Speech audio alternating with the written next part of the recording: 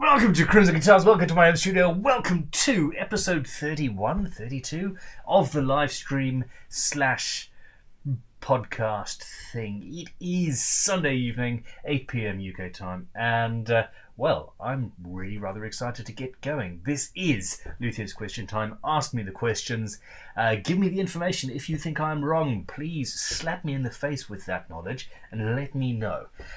We've got a bunch of people in the chat. Rabnox, SE Guitars, Lisa Green, Tootum Carman. I'm looking forward to talking to you soon about your next, probably your next new guitar. So that's going to be pretty awesome. Yeah, fun times. So there's a few more people, but those are the ones that are currently talking in the chat. If you have a question for me with regards to pretty much anything, I will either answer it or prevaricate or distract you with a distraction. So anyhow, what can I say? Sean Verhey is in the chat as well, as is Matthias Lindgren. So he's saying, finally I'm able to make it. We do these things regularly, but obviously everybody's lives are somewhat problematic, and yeah, Sunday evenings and Friday evenings are not always the best for something like this. Darwin Stearns is talking about something, his comments is tasty black holes. I really want to know what they're talking about. Anyhow, I think time travel. Okay, we have a question from Paolo at Futone Guitars. He says, 3 questions for the stream. That's a little bit greedy, isn't it? Ben, favourite guitar from the 60s, not the classic Fenders / Gibson models. You guys do realise that I struggle to remember exactly how old my children are. That's why I have their birthdays tattooed on my skin. I'm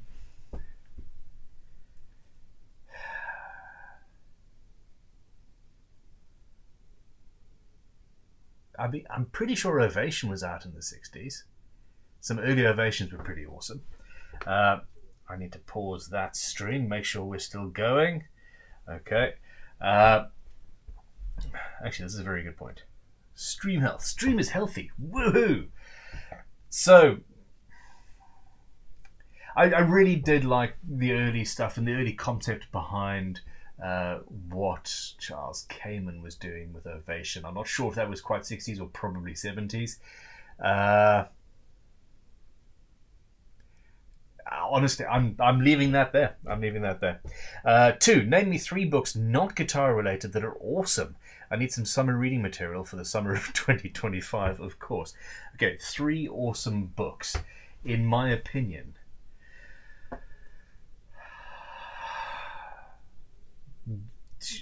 For a summer's reading, the Wheel of Time series by Robert Jordan, because you've got to. I think I've read that every year or so since I was about 16 and not regretted it.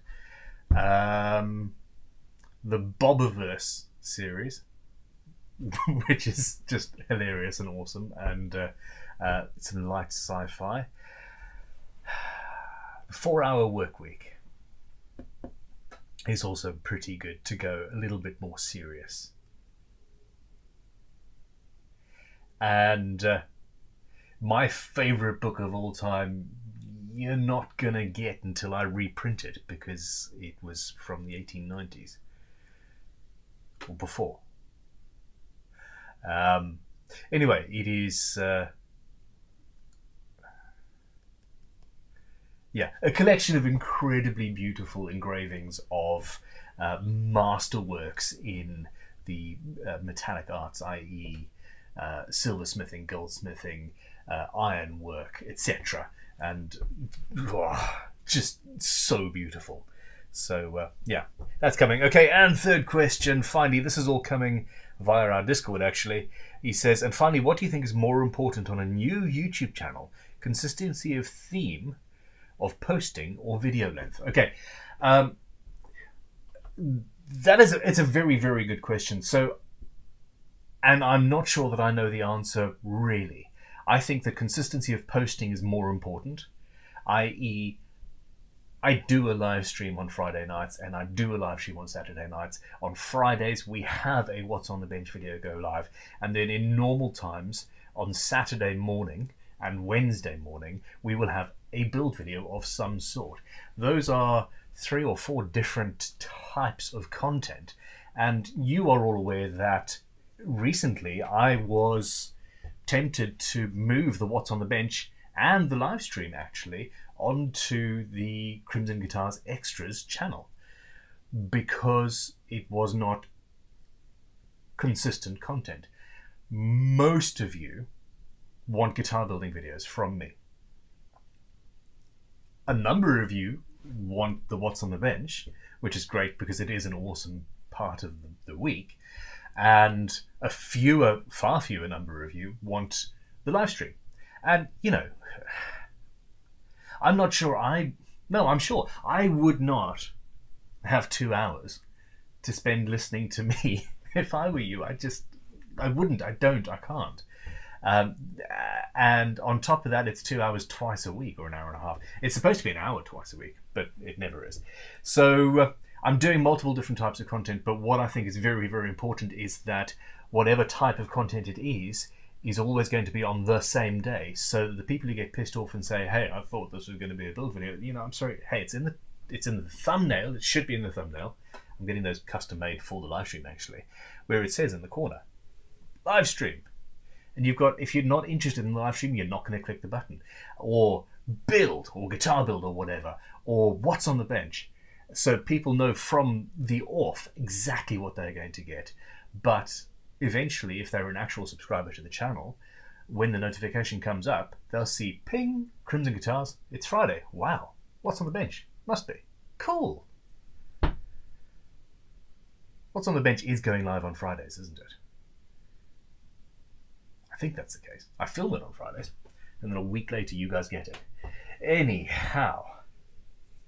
So apparently the whole black hole thing was SC Guitars, who is moderator of choice this evening, along with Creverai, who is in somewhere there, I'm sure, and they're talking about black holes. I said, yes, at the meeting of 2 black holes, there is a certain path you can take around them that'll lead to time going backwards. Before one of them eats the other. What? Okay, fantastic. A number of people... Okay, so there is a meme, for want of a better word, going around. It's a picture of me, and it says, this is my favorite tool. And this one. This is my favorite tool, too. And this one, and that one, and that one over there. And apparently there's a bunch of people asking for that to be on a t-shirt. I mean,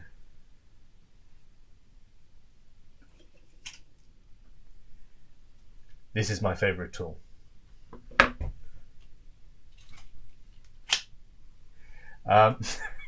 Seriously, if any of you can know what this is, please tell me, because I haven't got the foggiest idea, and I need to. Does that. Anyhow, so yes, I think that would be awesome on a t-shirt, and yeah, let's do it.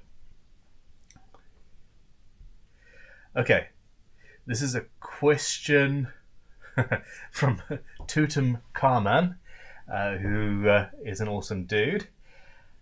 Question for Ben: what's wrong with SC Guitars guitar? Lol. Now, the fact that was sent to me via WhatsApp, I think, SC Guitars himself, yes it was, who says FFS underneath it. His guitar was utterly beautiful. I think there was a potentially catastrophic failure with the neck angle, making it currently unplayable.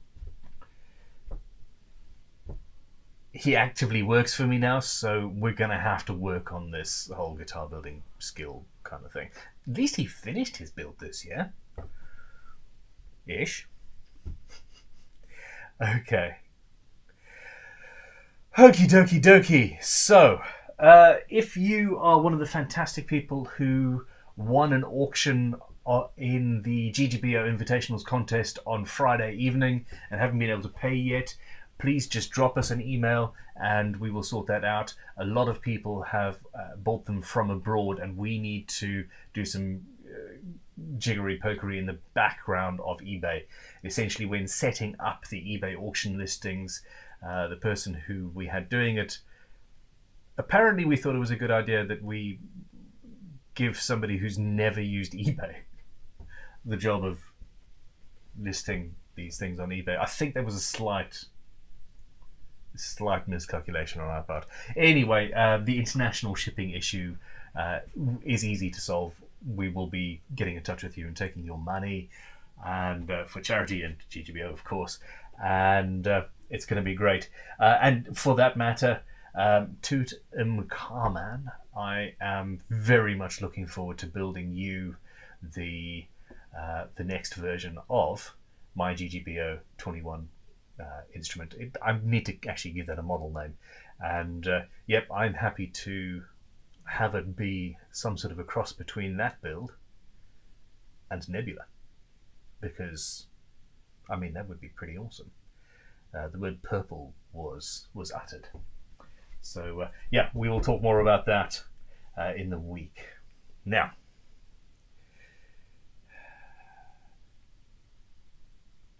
the guys and girls over on Discord are asking for some special emojis. I suppose that could be done. We need to talk to Talitha about that. Okay, Spike. Here is a question via Creeverai and via Discord. Some rule ideas for next year for Great Guitar Build-Off. Rule number 1, the guitar must play or it becomes an art exhibition. It's not finished. Function should matter. Function should matter, yes. So, yep. One thing that could make more fair for smaller channels is set up by number of YouTube subs. We tried that last time, and seriously, it isn't. Calculating for the amount of subscribers a channel has no real effect whatsoever on the number of votes you get. We have all of the...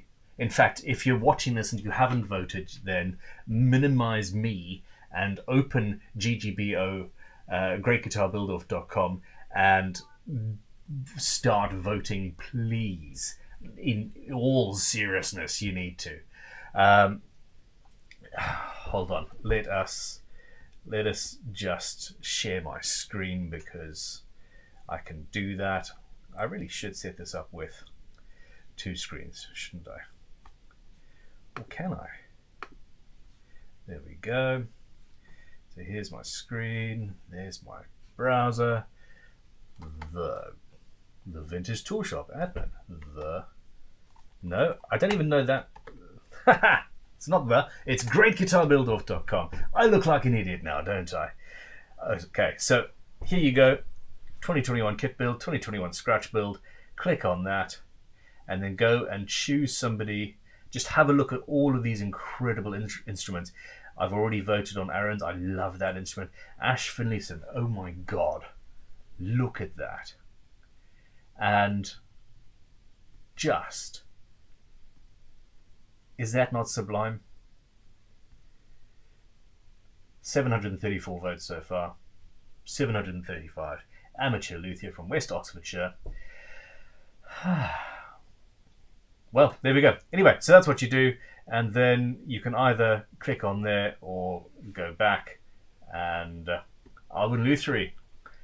Actually, I've got to vote for him. I love his guitar. This is the only one in the competition that I've seen in person, as it was actually built by an employee of mine, because he came 5th in last year's competition, and I gave him a job because he's amazing. And yeah, he currently works in our school at Crimson HQ. So there we go. And here's my face. I'm going to stop saying that. You know it's a reference to Aussie Man, and at some point it's going to cease to become tongue-in-cheek and just be cringy, so let's not do that. Anyhow, I need to have questions. Feed me questions. There is a super chat. If you really want me to see your question, put it through in a super chat. It pops up on the screen. and it will get answered. Other stuff, it's luck of the draw, really. Thomas Gillis has sent $5. Thank you very much, Thomas, and said, what would be the appropriate occasion to use a flat versus a curved sole plane? Okay. Almost every occasion is going to be a flat-soled plane, unless you are carving, for example, a violin or a Les Paul type carved top, and essentially you would want a. Of course, I pick up the flat-bottomed one. You would want a small curved sole plane, and it's curved toe to heel, and also a little bit across the width, and essentially that allows you to get in deeper and, you know, finalize the curves on your carve. Start with a gouge and move on to one of those planes. I suppose the only other reason you would ever want a curved sole plane would be if you happen to be, I don't know, somebody who makes wagon wheels or barrels. Two fairly rare crafts in these days.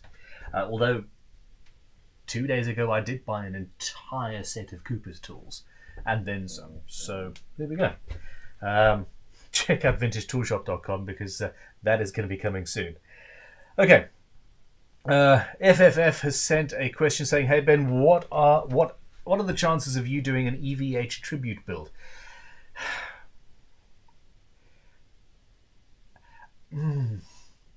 This is like one of those people that told me to watch, I don't know, what's the biggest movie out at the moment? And I immediately go, no, I'm not going to watch that because everybody's talking about it.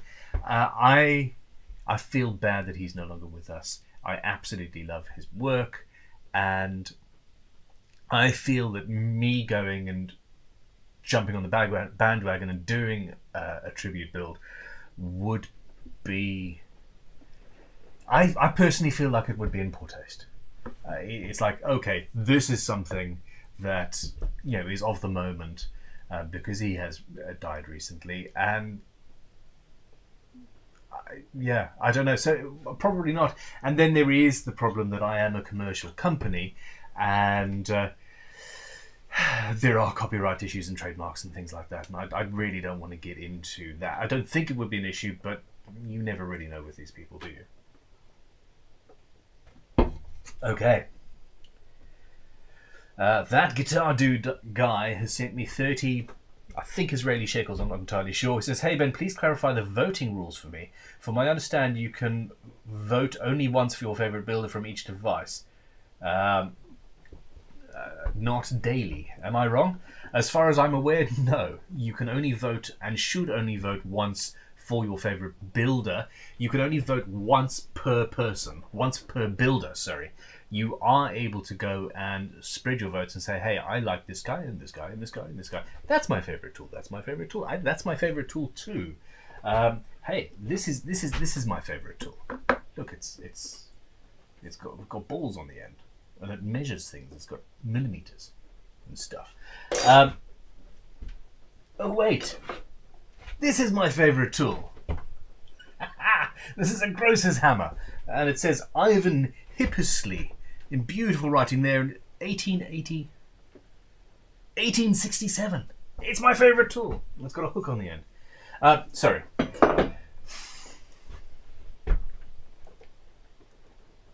We should not be able to vote daily. If you can vote daily, then that is a serious issue with the software, and it is not doing what it is supposed to be doing. Please don't try and test it. I would hope that... Well, actually, today's the last day, so it doesn't matter that I'm even saying this because there is no chance to cheat. But I do not think that in this sort of a competition anybody would be cheating. Am I wrong?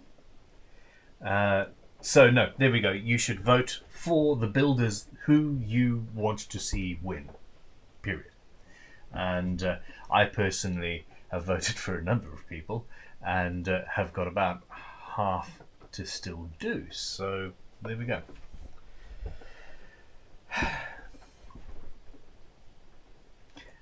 This competition has broken me somewhat. You might have seen the evidence of that over the last 2 months or so. This has been me slowly unravelling, coming apart at the seams, as it were. And part of that is it was just so much bigger than our wildest dreams. We never thought. I thought maybe, hey, last year we had 100 or so people actually finish the build. Maybe we'll have 150 or so finished. This year, 400 plus people entered. 260, I think, 245, something like. A lot of people finished guitars. Hundreds of guitars were built, and the website broke and had to be completely rebuilt, and the platform has been problematic. So, next year, we're going to assume that the platform is going to be fully capable of dealing with any of these things, and it will be fully tested, and if there is the ability for people to be voting daily, there will be an issue. You've come in with another super chat saying people are voting daily. What are you going to do about it? I do not know. I'm going to have a look tomorrow when the voting is finished and see if there is any way for me to even tell. This is supposed to be something that's dealt with by the software. I don't even know how anybody would figure out that you can vote daily, let alone, well, I don't know. So this is also not something that I'm going to make a flippant and quick decision on camera with no thought. I mean, I do that quite a lot. This is how Tutankhamun ended up getting this next version of the GGBO 21 build, and how in a split second I decided to donate all of the money that he is paying for that guitar to GGBO, in spite of the fact that, hey, I also run a guitar company and could really do with that money. But, you know, it is what it is. I made the decision, we're doing that, and that's what it is. This is not one of those things. I need to talk to my team, and I need to figure out what's happened and what we can do about it. So ask me again next week, and we'll see where we get. I hate it when things don't go absolutely perfectly. And this is one of those cases, apparently. Bill Tranter has come in with a question, said, "Hi Ben, is it okay to glue in a Strat-style neck, or do you not recommend it?" Thanks, mate. It's an absolute pleasure. It is an absolute pleasure. That's a nice question. Thank you. It's absolutely fine. If holes have been drilled already for screws, then you've got, an aesthetic issue. But gluing in a Strat-style neck, you've got no issues whatsoever. I would carve away as much of the heel as possible to make it more comfortable, etc., etc. You can get away with removing a full third of the gluing surface in a Strat-style neck pocket, or Strat or a Telly, I suppose, before you even have to start worrying about it losing stability and falling off and all that jazz. It just won't, especially if you're using good quality modern glue like Tight Bond or Alkaline Professional, or most modern glues are amazing. So yeah, go for it, absolutely. I have done it many, many times. I much prefer that. Tutankhamun, I've been bigging you up, man, and his comment before I even came on was, "What's the betting on Ben being on time?" Lol. I was on time. I was a few minutes late, 2 days ago on Friday, because I was buying tools. But anyhow. So, the response is...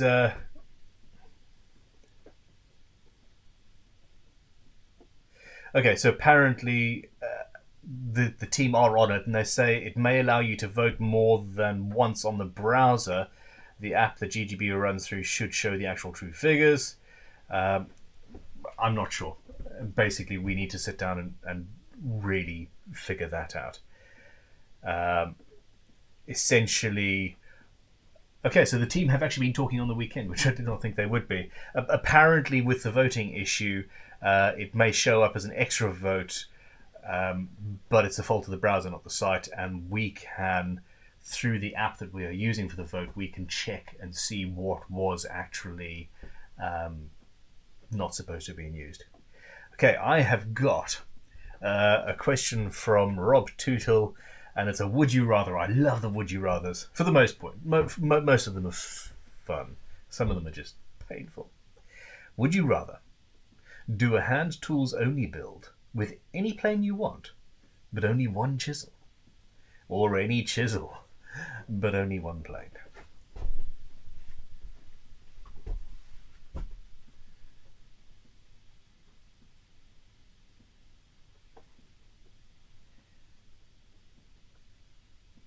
I can answer almost any question quickly and with ease. These require proper thought. I'm very, very, very good with a hand plane. This has not always been the case. In fact, I probably wouldn't have even said that 2 years ago.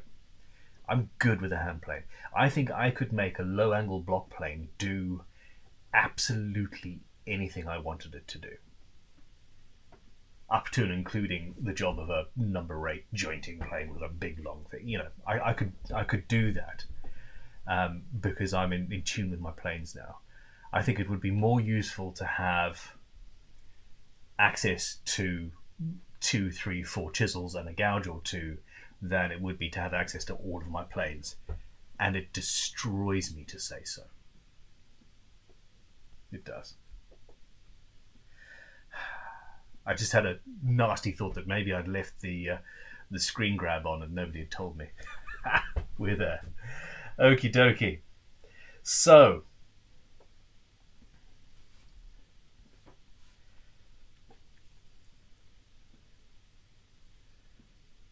apparently templates will be on sale next week for those who didn't win the auction. I didn't know about that. Tutankhamun has, via live chat, also sent a t-shirt idea saying, how many tools does a man need? Just one more. Please excuse me. I think the one I've seen is, what is the formula for working out the correct number of tools or guitars, etc. And the formula is X plus 1, X being the number that you currently own. Another t-shirt that I am definitely going to make at some point will be me maybe in the back room of the tool shop with just thousands and thousands of tools around me, and the caption will read, you know, the first step is in realizing that you have a problem. I have a problem. It's called storage. Storage is my problem. And I think that would be very funny. Okie dokie. Questions. And we were talking about rule ideas. One thing that could be make more fair for small channels is a setup by the number of YouTube subs to balance the classes. We talked about that. Everything is still controlled by the honesty of the participants, but then a big channel could cheat the system by starting a new channel and then feed everyone to it. It doesn't work that way. It really doesn't. You know, we had Jimmy DeResta competing in this competition with 1.9 million subscribers, I'm pretty sure. And somewhere in the history of I was going to try and read out the order of voting, but he had several hundred votes. 1.9 million subscribers. A couple of hundred people cared enough to go and actually vote for him. I mean, he didn't actually mention that it was a guitar competition. He didn't actually even mention GBO in his title or description. The guitar went for basically nothing on eBay. But giant channel. People don't necessarily actually give a shit what you're doing if you've got a big channel.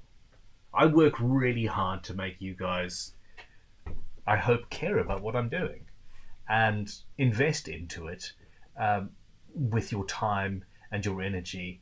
And that's why what we're doing is working. But some of these bigger channels, it's an entertainment thing, and somebody will subscribe and watch 2 or 3 videos and then piss off and not watch again. And definitely not actually care if you're in a competition or trying to do, a charitable thing, or they just don't. So last year we, in the main competition, what was last year, the Invitational last year, we skewed the vote based on subscribers, and it just didn't work. It just did not work. So anyway, we've got another that guitar dude guy is saying, please, this is so disappointing, please get back to me about the double voting problem. I've already said to you that we are, come back to me next week, or we'll make an announcement on the Instagram or whatever tomorrow. I don't know what else I can say. We are looking into it. Apparently in the back end we will be able to cull out any votes that were duplicates, but I've literally just learned this myself via my assistant, so I just don't know, and I can't tell you anything more at the moment. If you think you're disappointed,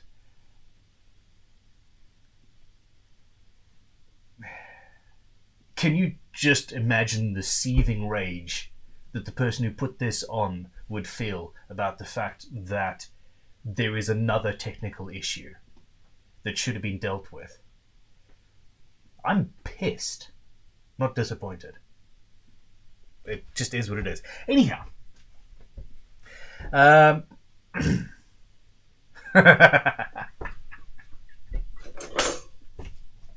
there's nothing worse than somebody laughing at a joke that you haven't got yet. Ben, the interesting tool you showed on the live stream today is obviously an ancient sonic screwdriver. Allianz, James Riley Custom Guitars. Do you know what? I think you absolutely possibly could be right. It's just there we go. Done. Solved. Lisa Green says, okay, I'll bite. What can we forfeit? How do you get those buy me a coffee icons? What? You guys are talking about stuff that I have no idea of. And I don't have very many guitar building questions. So feed me questions.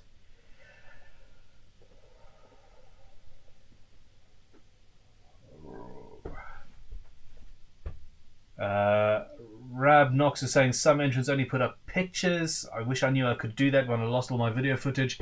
If there is no video, then you're automatically you're not able to be in the competition. This is a YouTube competition with a side of pictures. The pictures are there to help with the voting. The point is the video.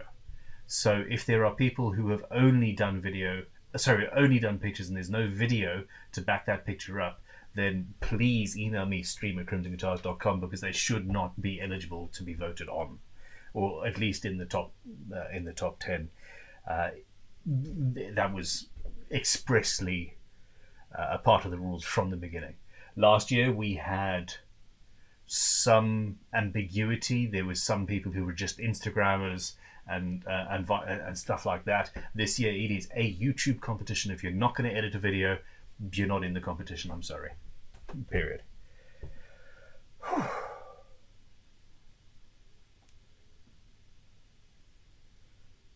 Okie dokie. Would you rather start... I'm making them up myself now. Start an international competition or not? I would rather everything went smoothly and well and as it was supposed to and as I'd asked it to, without trouble. But I suppose that would be boring. Paul, sorry. How does one pronounce PWT? Pute? Pilt? Zeet. What a name. Tell me how to pronounce that, please. PWT Zeet. Here is a guitar building question. Will you do a woodless build? So no wood ever. I wouldn't say no wood ever, but yeah, absolutely. In all seriousness, yes, I have been toying with using a micarta, essentially making a guitar out of fabric held together with resin entirely to see how strong that would be, and I know it would be fine. I've also long wanted to make a guitar out of paper mache. I mean, paper is a wood byproduct, so yeah.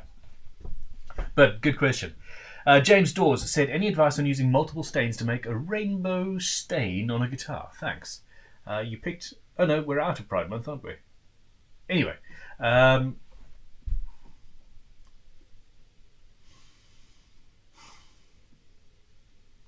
You have to watch the tutorials. We've done a couple of tutorials talking about stains, etc. I would suggest you use water-based stain, and then you can blend each colour very gently using water going over the top.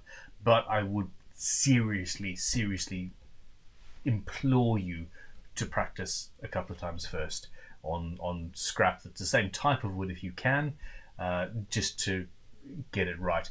One of the issues that I've got with my builds is I don't practice. I do everything on camera in front of you, and stuff goes wrong.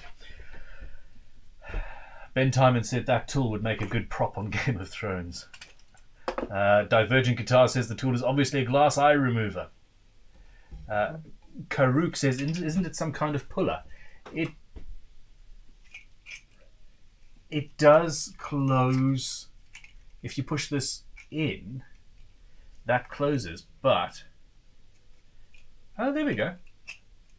Actually, sorry. So as it closes, these grab on, and if you've got tension on it, it can pull, but there's just no evidence of that on the tool itself. I mean, I think you might actually be right there, but pulling for what? Ben Timon says it looks like an alien technology tool from medieval times. But yeah, a lot of people are saying it's a sonic screwdriver. Ben, relax. It is what it is. That's from Jack Gauthier. The problem is I don't even know what this is. I think maybe a scraper. That's what I'm going to use it for. But anyway. Nico Lenocci, greetings from Italy, Ben. I've made a replacement neck for a Fender, but the G string keeps buzzing on every fret from the 9th onwards. Since all the frets are perfectly leveled, what should I check? Loosen your truss rod to give it a little bit more relief, but yeah, essentially it's action / string height, almost certainly. You do want a little bit of relief in the fretboard in order to let the strings vibrate, and quadruple check that the frets actually are level. Use a fret rocker or something like that, because often, yeah, it might not be perfect.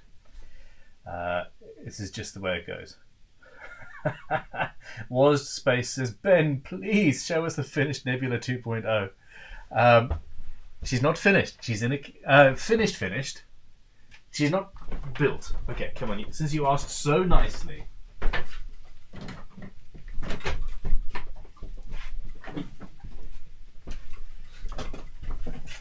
There you go. Okay. So, moving on. Okay, now in all seriousness, I need to figure out if I've actually got somewhere to put it. I have to put it back in the case. I'm not entirely sure why she's in a Gordon Smith case. Good guitar.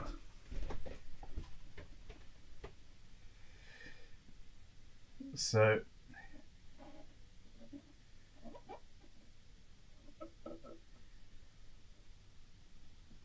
now, as I stated from the beginning of the build, there are cavities, there are bits of natural dips and crevices and things, and that is on purpose.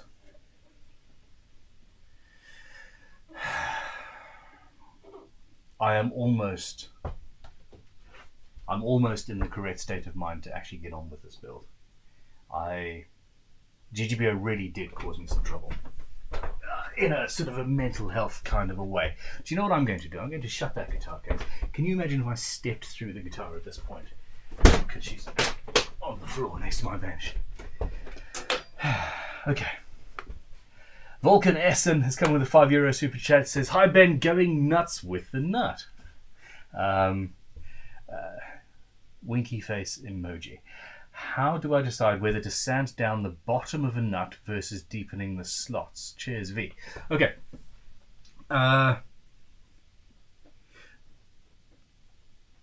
Honestly, once you've got the nut fitting perfectly in the slot, then you should just leave it, basically. And yeah. It needs to fit perfectly. It needs to be properly aligned. It needs to be nice and, not overhanging the edge. It needs to have no sharp points and all that jazz. And just be perfect. And at that point, stop messing with it. It's so easy to put it off square and just run into issues. So do that. And then when you're absolutely certain that is correct, then it's just a case of adjusting the nut slots. Here we go. I saw something the other day that I really liked. It must have been in a GGBO thing, maybe. Instead of using super glue to glue a nut down, or wood glue or anything like that, just use a couple of dabs of shellac. It holds it in place so that it's not going to fall out when you're changing strings, etc. But it's also thinner and much, much easier to delaminate with a quick tap than some applications of super glue when the super glue goes a little bit crazy. So there we go. Heart of Oak has come in with a $10 $10 Canadian dollar super chat. Thank you very much. Also, great username. What is your favorite tea? Do you know what? It really depends on my mood. That I mostly drink British Builders, just standard Tetley, tea. But on a daily basis, I'll drink a fruit tea or an Earl Grey if I'm in the mood, etc. So we've got probably 10 or 15 different boxes.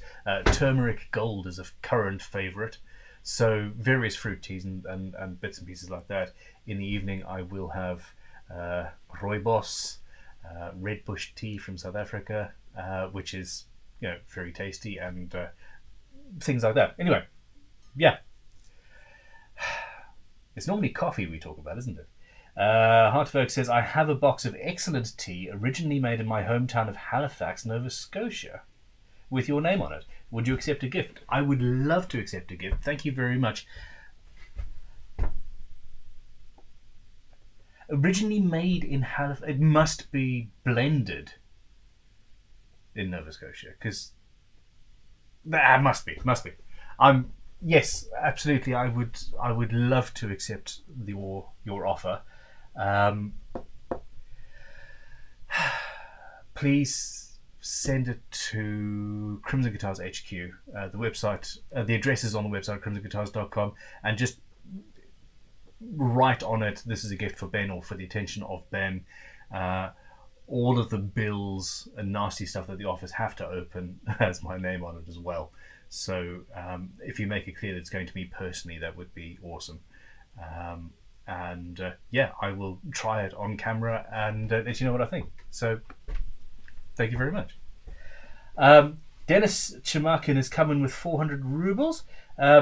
Tell me, wise Ben of the Crimson. Oh, you. Why can't we have quick swappable pickups on all guitars? Having to remove the strings and all of that fuss is making me think of weird designs for hot swappable guitar electronics. It's something that people have done in the past, and successfully. There's some really, really interesting things out there.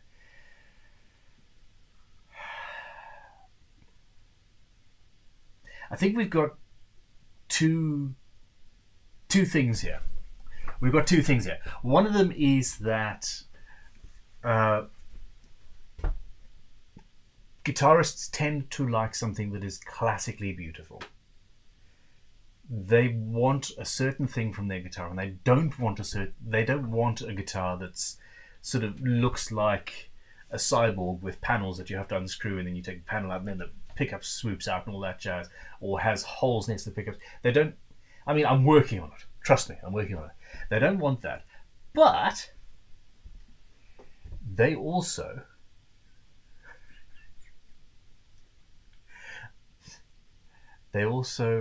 want to have an excuse to have 20 guitars. They don't just want one guitar. I don't know any guitarist who just wants one. You know? We've already had that joke in this thing. And if you make a guitar that takes the excuse away from them, I think they will burn you at the stake. Or at least it just won't be very commercially successful. So, there we go. Dale Bailey has come in with a £5 super chat and said, I'm a software engineer. There's a huge amount of software engineers into building guitars, like disproportionately so. I love it. I poked around GGBO, some hard to avoid vulnerabilities. Can talk, not here. Hand joined 10 feet of ash today, knackered.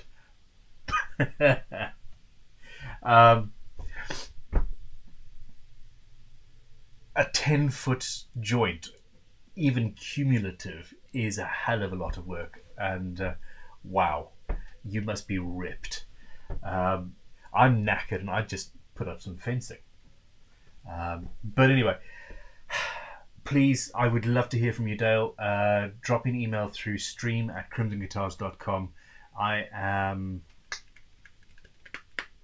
We went with the provider that we did because they are a multinational, huge brand feeding the bulk of the online shop sort of software thing. I've completely lost my words. And here we have issues. It's crazy. It's really crazy. Dennis Chamakan, I think that there might be a market for a hot swappable pickup kind of guitar if it can be made attractive. I think that market may well be studio musicians or professional musicians who are doing lots of gigs and want to change things around. But I really do think that we all just want to have multiple guitars, and that's the thing.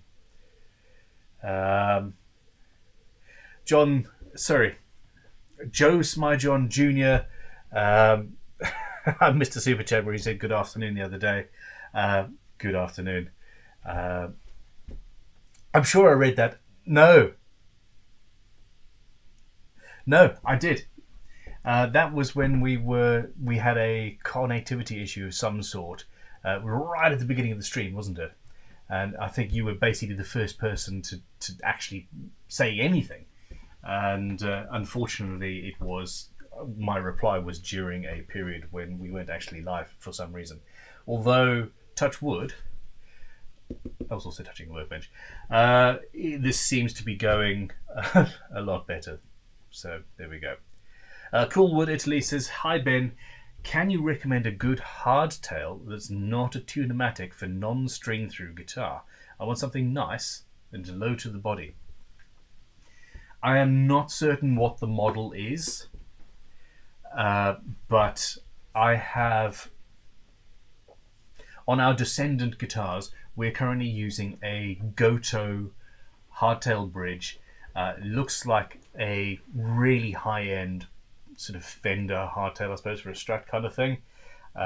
Hip shot style, but even cooler. It's by Goto. It is bulletproof, and it has the option for either through body or rear or strings through the end.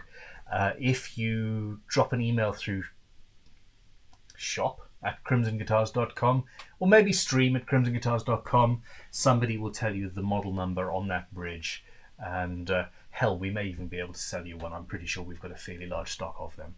It's an incredible thing.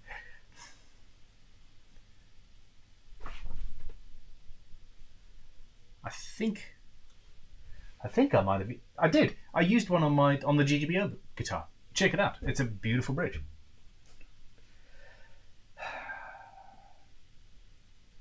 Have you ever seen a fretboard made from micarta? What are the pros or cons of using this material? Yes, I have.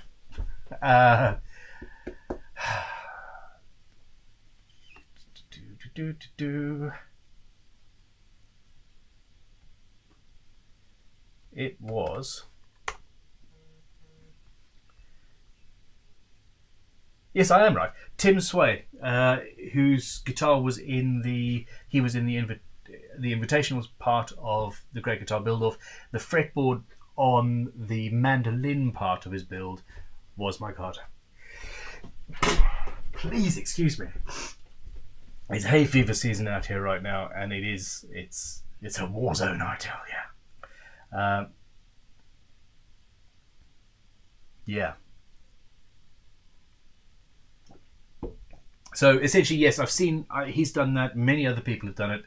He made a video about the whole thing actually as well, pre-GGBO. So please go and check that out. But it is essentially the same technique as all of these carbon fiber fretboards that you see all over the place. It is the same sort of thing. You could even potentially say that these replacement ebony fretboards, they're similar, although not even as strong. So I think basically it's going to be a very, very strong, very hard wearing, very bright material. And the only issue I've got is the fact that you have to use resin to make it. And I'm not a fan of plastic. I'm not. But then again, you're taking hopefully recycled fabric that would probably end up in a tip, and making it something that will be on a guitar for 100 years. So yeah, swings and roundabouts. Stephen from SC Guitars has a question.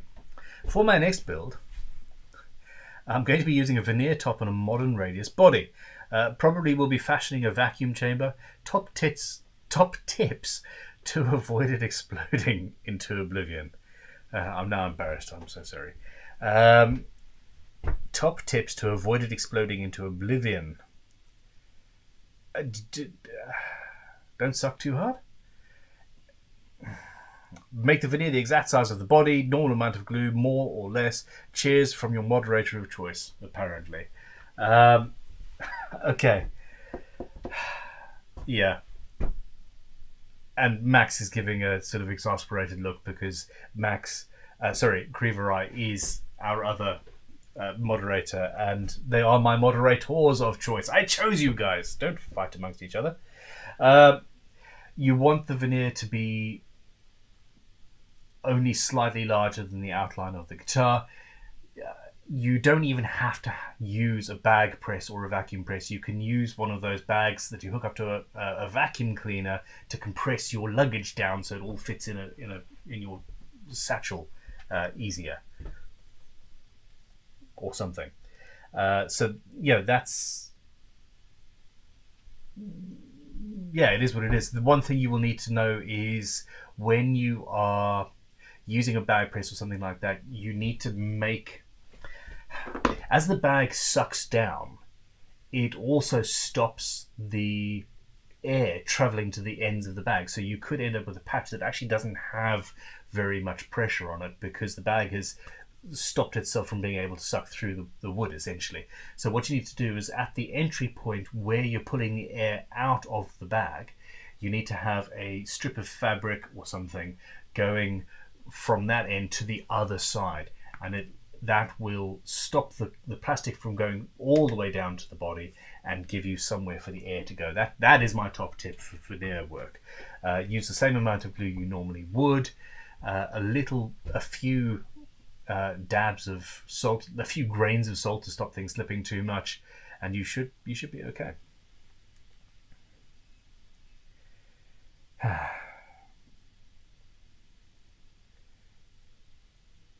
Okay, Rob Phoenix says, Ben, any plans in place yet for donating guitars to the GGBO cause? At the moment, okay, so we have our first retail premises in progress. I thought that I was going to buy... I thought that it would be fun, myself, to set up a vintage guitar shop, and I've been buying guitars for a while with that aim in mind. Then I realized that actually I need to just concentrate on what I'm doing already, and I have at cost sold all of those guitars to GGBO. They are all, the profit from them is going to GGBO to then build the whole thing, and those guitars are going to be sold through both the website and a retail premises in Yeovil, which we'll shout about soon. That's going to be amazing. All the guitars are going through Crimson Guitars to be set up and made right. Or actually here, I've got one here, a lovely Ovation 335 style instrument. So essentially what I'm trying to say is get in touch with us via the Great Guitar Build-Off website, but you will be sending the instruments, if you are donating instruments to Great Guitar Build-Off, you'll be sending them to Crimson Guitars HQ to be set up. We will photograph them there, put them on the website, and then get them to the retail space rephrase. If they are guitars where we can say, hey, this is going to make £800, and with that £800 we'll be able to buy, I don't know, 15 or 20 good beginner's grade instruments to give out, or we will be able to send somebody on a guitar building course, or send 3 people sets of tools, or so there's the two different parts of the business. One, some guitars will just be donated, set up, sorted out, and then given to kids and young people who can't afford instruments. And it's not just guitars, it's all instruments. It's just going to be musical instruments. And then some instruments where we can get more value out of them. If you donate a 60s Strat, we're going to, sell it, get the most money we can, and then use that money in the best way possible. There we go. Tebler has sent £5 and said, and thank you for the offer of donating a guitar. We really do appreciate it. This is going to be, well, I said it last week, this is going to be the single biggest, most impactful thing that I can imagine doing with my life. There are thousands of people who are building guitars now as a result of me, directly. If I can get it to tens of thousands of people playing guitar and building guitar because of something that I set up, I would die an incredibly happy man in the way distant future. Tebler says, I saw a GGBO build with the pickups under the top layer of the wood on the body. It looked gorgeous, but I'm wondering if that would greatly affect tone. Honestly, it depends on the pickups, and it depends on how thick the wood is. The magnetic field will go through wood quite easily, but what the problem you've got is normally pickups are only 4 or 5 millimeters away from the strings, and if you push the wood up to the point where the pickup would normally be, then your plectrum tends to hit the wood and causes some issues with most people's playing styles, mine in particular. So you have to keep the wood down where it would normally be and the pickup further away, which means you then need to change the magnets in the pickup and the winds, etc., to make the pickup more powerful. A more powerful pickup will pick up the sound and hopefully sound right, but it also does change the tone. So tangentially, yes, the tone will be changed because you have to change the pickup in order to get the required volume, etc. So it would take a little bit of experimentation, but yeah. Whew.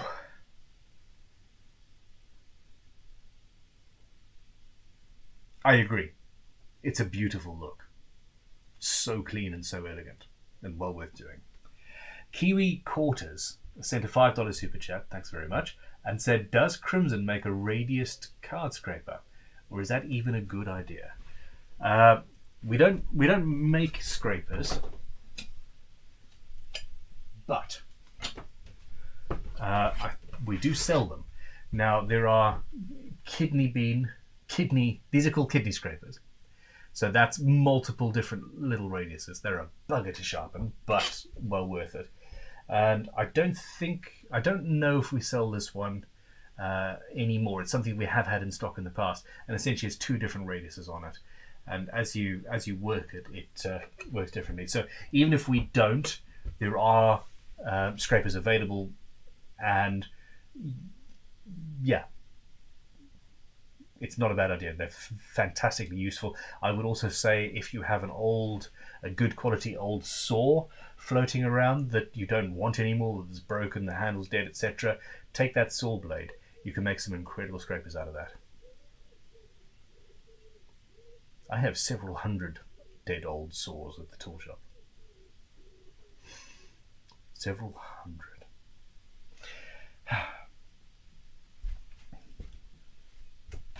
Panagiatos Katsopoulos says, hey Ben, how do you calculate the neck pocket depth on a base, subtracting the saddle height from the heel thickness at its lowest or highest point? Okay.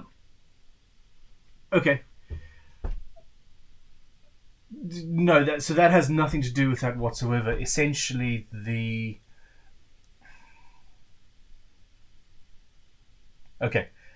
neck pocket depth. I think what you're probably talking about actually is the neck break angle. So the angle at which the neck sits back. You don't calculate it. Never calculate it. Draw a flat line on a piece of paper.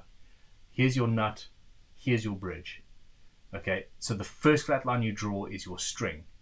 Then you mark out the height of the bridge over the top, because you've got a bridge, you know how high that is. Make sure you've got 2 or 3 millimeters either way for adjustment. That then gives you that point of the top. You then draw from that line to the bottom of your fretboard. Your fretboard is going to be 7 millimeters high. Call it 8 millimeters to include a nut. Call it 9 millimeters to include the 1 millimeter or so of action that you're going to have. And then that line will give you the break angle, essentially, which will be about 2 degrees, 1.5 degrees, but maybe 3. It very much depends on the bridge that you choose. Now, the neck pocket depth is simple. You want your fretboard to be poking up above the body just a little bit, and you measure from the bottom of the fretboard to the bottom of the neck, and that's your depth, generally about 18 millimeters. But again, it varies depending on a multitude of things. Ben Timon says, I love my kidney scraper, can also be used for violin making. Yes, absolutely. Mr. Waffles says, I just started using scrapers. Dude, life-changing. They really are so cool. Nick Guitar loves scrapers. The Real Wonky Dog says, Ben, why does the third chisel in from the left behind you look offset?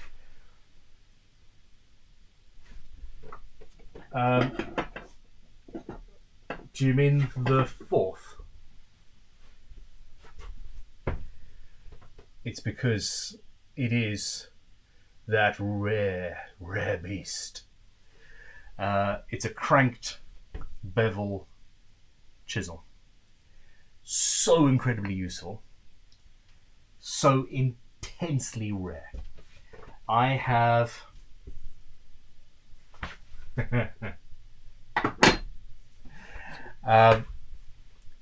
So my tool shop has been open since 2017. It was opened as a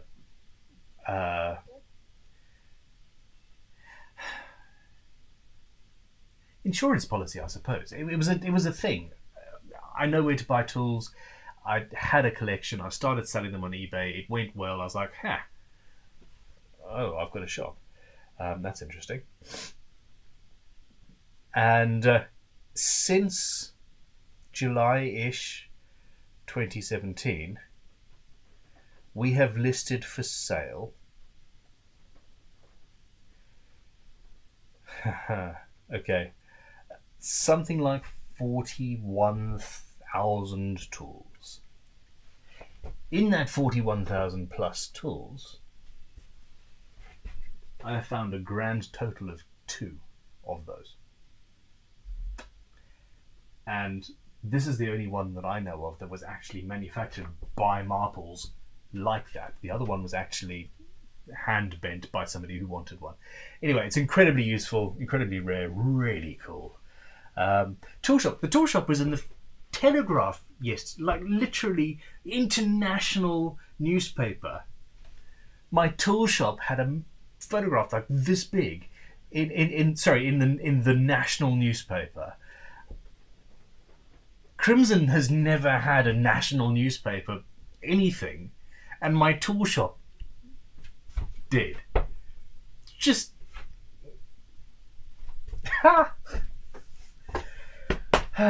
okay. That really tickles me. It really tickles me.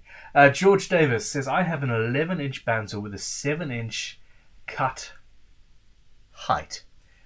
Spell check said cut hike.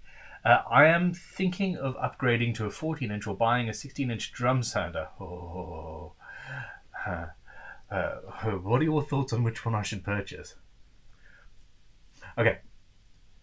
7 inches, so close. Most guitars, the top is 7¼ inches before you book match it. So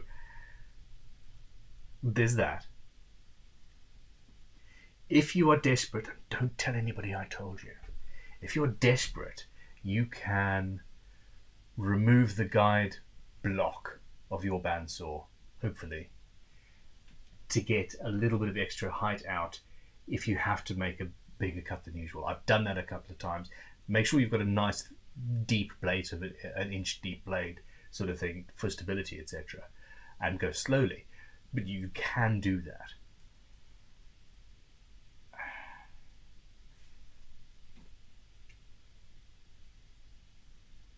I'd be tempted by the drum sander.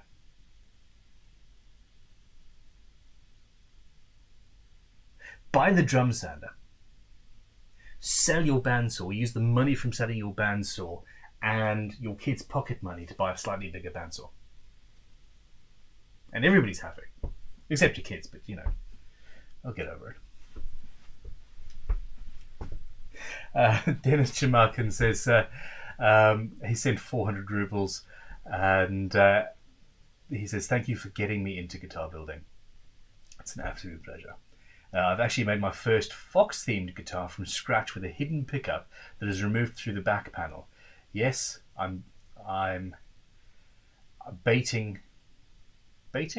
I'm waiting to go onto my Instagram, Damon Crafts, Dainon Crafts. That's a good book as well. My personal Instagram is at the real Ben Crowe. Must be. Send me a message with a link to images of that guitar. I'm very, very interested in seeing that. I was asked for a book reference earlier.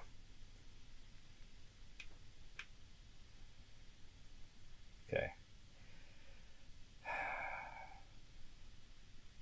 Wow, I have 77 books in my Audible account. That is crazy. Okay, yeah, Demon, Daemon by Daniel Suarez, Suarez. I freaking love that book. It is so cool. It's all about essentially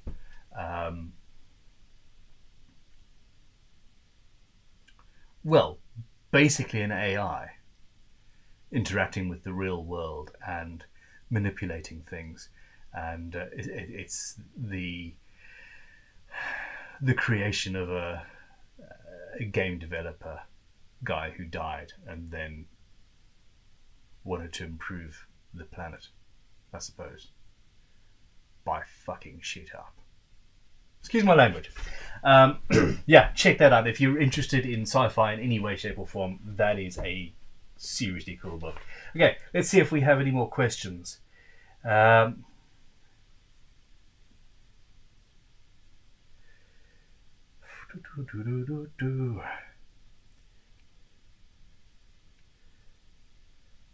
Okay, Sven Clark says, can you use finishing oil to bring out the grain, then add top coats of spray lacquer to create a thicker, harder final finish with the added grain popping look of oil? Are the two compatible, or will there be no reason to have both finishes combined into one? Okay, are the two compatible, or will there be no reason to have both finishes combined into one? There are... So, for example, true oil is not an oil. Well, it's not a true oil. Essentially, it's a wipe-on varnish, if I'm not much mistaken. And it's got varnish in there and oil, and that's how it works and why true oil builds up. Basically. So there are wipe-on varnishes and things like that, but it's not common. No, you should not use guitar finishing oil and then spray on lacquer afterwards. Oils and lacquers and varnish and things like that generally are not compatible. The only way that they would be is if you use shellac as an interstitial barrier between the two. Shellac is very good at going with many things. So I would suggest hit it with shellac first, which does bring up the grain in much the same way as oil does, and then spray lacquer afterwards, etc. But experiment. Please experiment. Jack Roadkill says, so when I come on the 3-month course at Crimson in the future, my third build can have a micarta fretboard and a body made from reclaimed timber? ? Cool. Yes, it absolutely could. Real KH says, guys with real in front of their online names are weird people. Lol. Creever says, haha, real Creever incoming. Yeah, I feel a little bit silly now. Thank you. Rick says, hi Ben, in your GGBO build you've used melamine lacquer, sanded the neck with wirewool and applied finish oil. I want to do the same but with stunning stains. Is it possible? Yes, it is. So oil goes over lacquer or varnish or whatever absolutely fine. Varnish doesn't go over oil. I should have said that in the previous question. So I want to do the same but with stunning stains. So you want to stain and then put finishing oil over the top. Yes, that does work. If you want to put stain over the varnish, that won't, I don't think. Arthur Castanguay says, Demon and Freedom, which is the next one along, are excellent books. I read them years ago. Freedom was a little bit less amazing to me, just because I love Demon so much, I think, you know? The sequel is never quite as, oh my god, that changed my life. I've literally listened to and / read Demon probably 5 or 6 times in the last 3 or 4 years. I really enjoy it. Lisa Green says she loves using shellac. I absolutely agree. Ben Timon says shellac can really pop the grain. Shellac is what I answered Sven in Discord as well. That comes from Lindworm Guitars. The Discord. Check out the Discord. There's links in the descriptions and all that jazz. It is a fantastic... essentially, it's an upgraded and modernized version of the forum with people talking and chatting about guitar building all the time with photographs and all of that jazz. And it's really cool.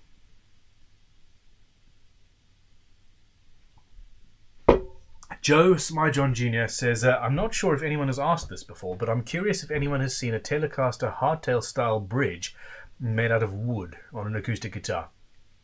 No, I wouldn't. I doubt that, and I wouldn't suggest it's a good idea. The size of the bridge on an acoustic guitar has a direct correlation to the tone. If you put something that massive on the top, then you are going to be sucking the vibration out of the top, and that would be a bad idea. Okay, Fiak Ma has sent a €22 super chat and says, please help. I bought a PRS acoustic with a dual action truss rod, but the truss rod nut, which was welded to the rod, no longer is. The neck is really badly bowed forward. Can I use metal glue to just glue it back on? No.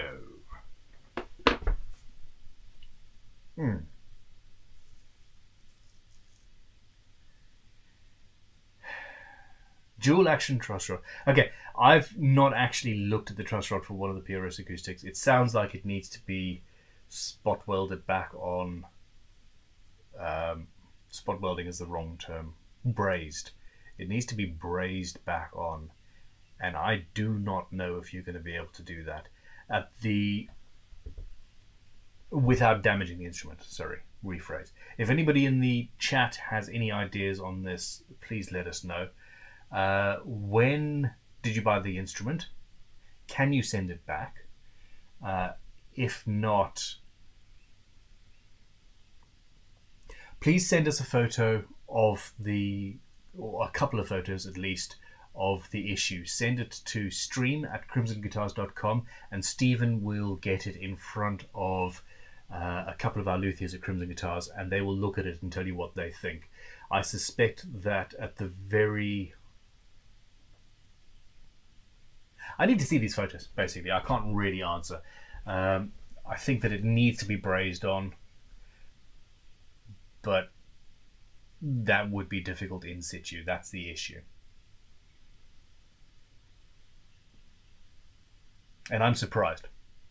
Most PRS things are of superb quality.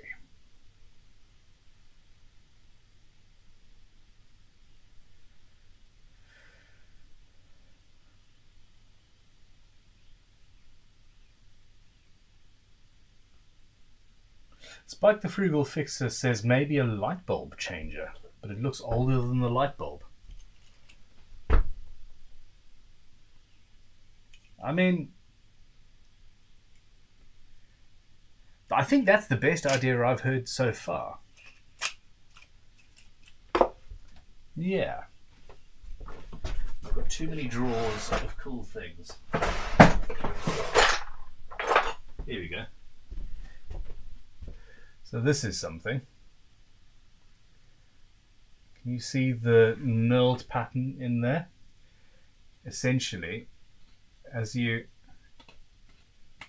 loosen or tighten this, it gets bigger and smaller, and that is a specific tool for tightening the brass nut that in a light fitting that holds your lampshade on. There was a specific tool for that. This is Millington Miller's patent of 1905. I have a tool problem. But if those two belong together, that's really cool. I'm going to have to Google that.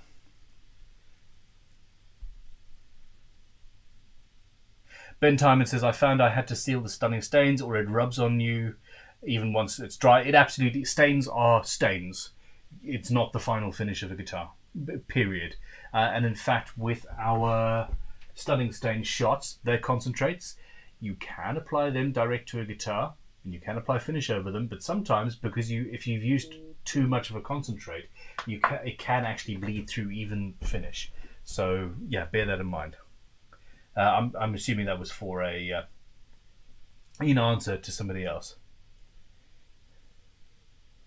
in the chat. Now, Joe Smarjohn Jr. says it's a vintage steering wheel puller. steering wheel puller.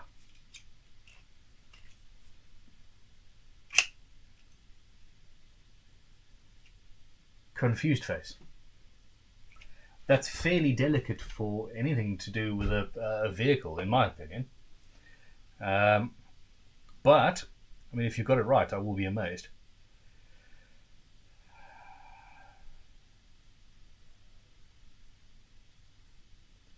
Questions.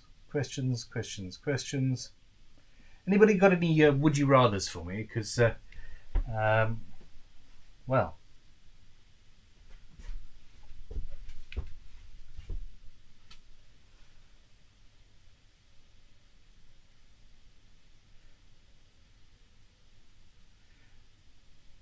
Lisa Green says it looks like one of my eye makeup thingies. You girls are crazy. I mean, it does look like that thing that Loki used. That would be cool. Anybody else watching Loki at the moment?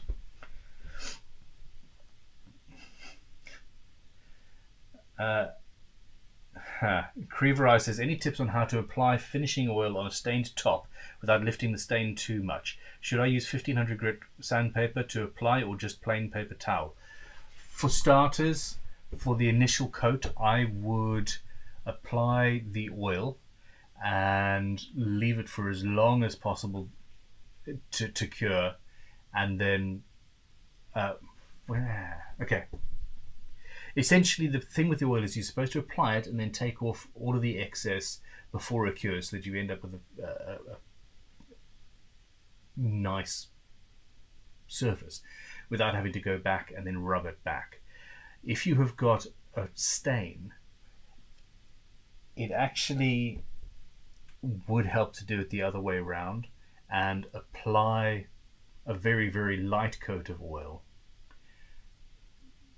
and hopefully never have to actually rub that down and then build 2 or 3 light coats up. But this is only now actually occurring to me. It's not something I've tried. So, you know, in the past, all I've done is I've applied as much oil as I can, and I put on 3 or 4 coats of that initial application and build it up, and then as the last coat is starting to cure after 10 or 15 minutes in a warm room, it starts to feel tacky. I then rub everything back. It does lift some of the stain. It does. It's just one of those things. Another way would be, if you have the ability to spray, is to spray on some shellac after the stain and then apply oil, which wouldn't lift it up. That's another option.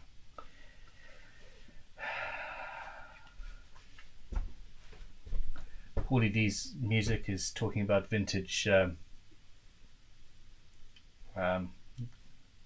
Yeah,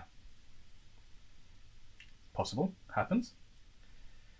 Okay, Booski is coming with a question. How would you go about grounding a tune-o-matic bridge with a long tailpiece that attaches to where the strap button goes? No bridge pickup route or pick guard, so unsure how to get a ground wire to it. Essentially, you need a fairly long... That's the wrong drawer.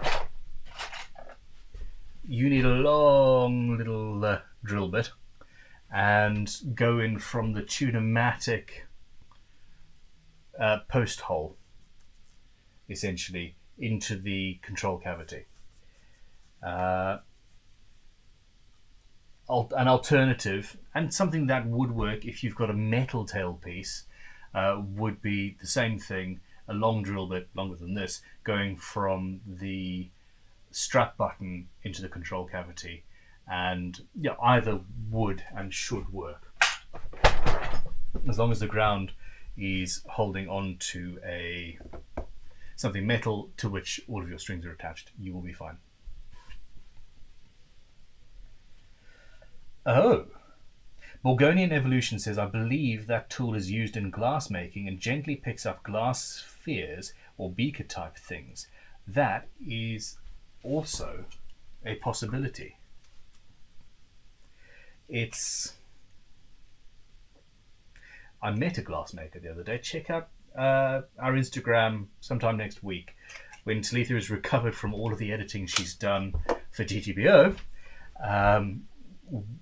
She'll be editing together a quick, really cool video from where I was visiting a local glassmaker, blowing some insane things. It was really cool.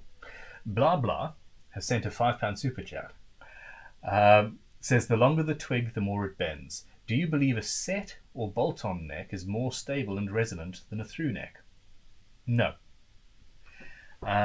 No, because all guitar necks, if you're talking about 3 separate necks with the same scale length but different construction techniques, once it's glued into the body, it's only bending from the neck joint up, period. I don't think there is any difference. Do you believe a set or a bolt-on neck is more stable? Definitely not. Resonant? That is arguable. There are a lot of people who I do respect who say that a through neck is more resonant than a set neck. And it does make sense because you've got contiguous lines going from the nut to past the bridge, and that should transmit the vibration more cleanly than through a glue joint. But, and it's a big but, I don't think that anybody can actually prove that. I think that it is one of those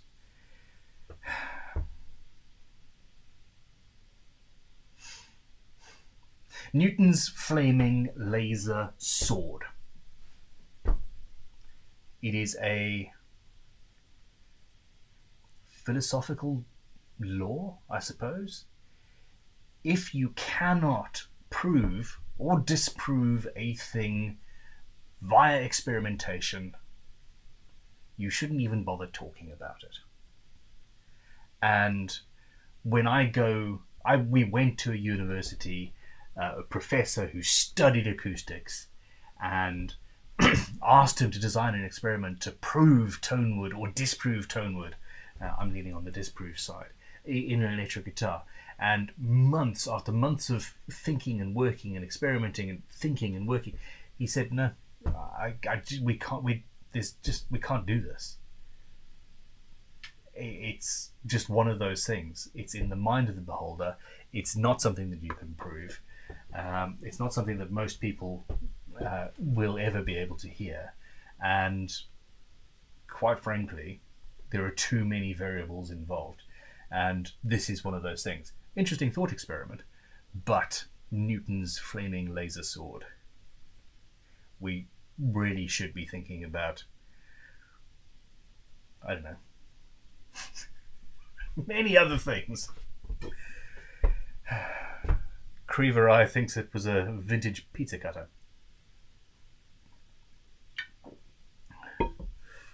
SC Guitar says, "I've got it! It's a vintage pruner before the TVA got the newfangled shiny pruners." Can you imagine? That would be so cool if I was able to actually edit myself melting. We are running out of time, people. Okay. That hurt, by the way. Creverai says, what is a pruner and what is the TVA? Time Variance Authority. It's the new Loki thing on Netflix. You have to watch it. It's awesome. For all time. Always. Wow. We're geeks. Does anybody know? Alright. I need questions. Feed me questions, people, or I will go home.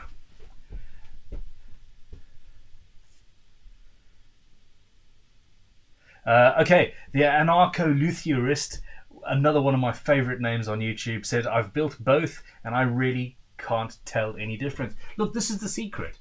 I've built hundreds of guitars, and yes, I know that each of them sounds different, but the wood itself isn't one of the things that makes it different, or at least not to a major part. It really isn't. And if you give me Master freaking Luthier, yes, I'm embarrassed. Please forgive me.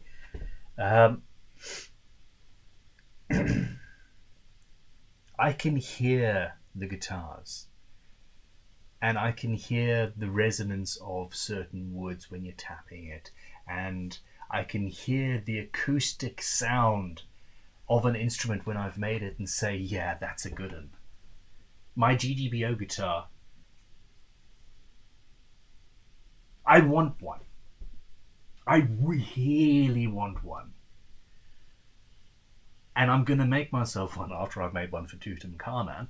And I think it's going to be my favourite guitar. It sounds incredible. And it sounds incredible acoustically, and it sounds incredible through an amp. But I'm not sure if the wood would make any difference. I think that if I made myself one out of Perspex, it would sound as good. Period. Alrighty. Whew.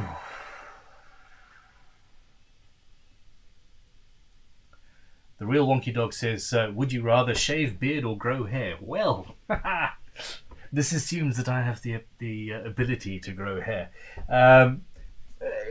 During Movember a couple of years back, I thought it would be funny, since I have had a Sean Bonce for, well, far more than a decade at this point. And I thought it would be funny to grow my hair for a month and then shave it off, just, whatever. And in the intervening time, I have a lot less showing up than used to be the case. So, no, I don't really have the option there. And no, I think that me shaving would happen over my dead body. So there we go. I'll fight you. Corey's Guitar says there are a couple of people asking in Discord, when does the voting end? The voting ends tonight at midnight, UK time.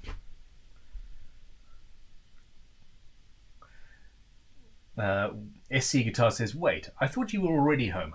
Technically, I am on my property, but when I moved here, I never planned to work from home. Never. And in my head, this workshop is work. And that is home. And I can, I suppose, use it for private projects and things like that, but I just don't very often.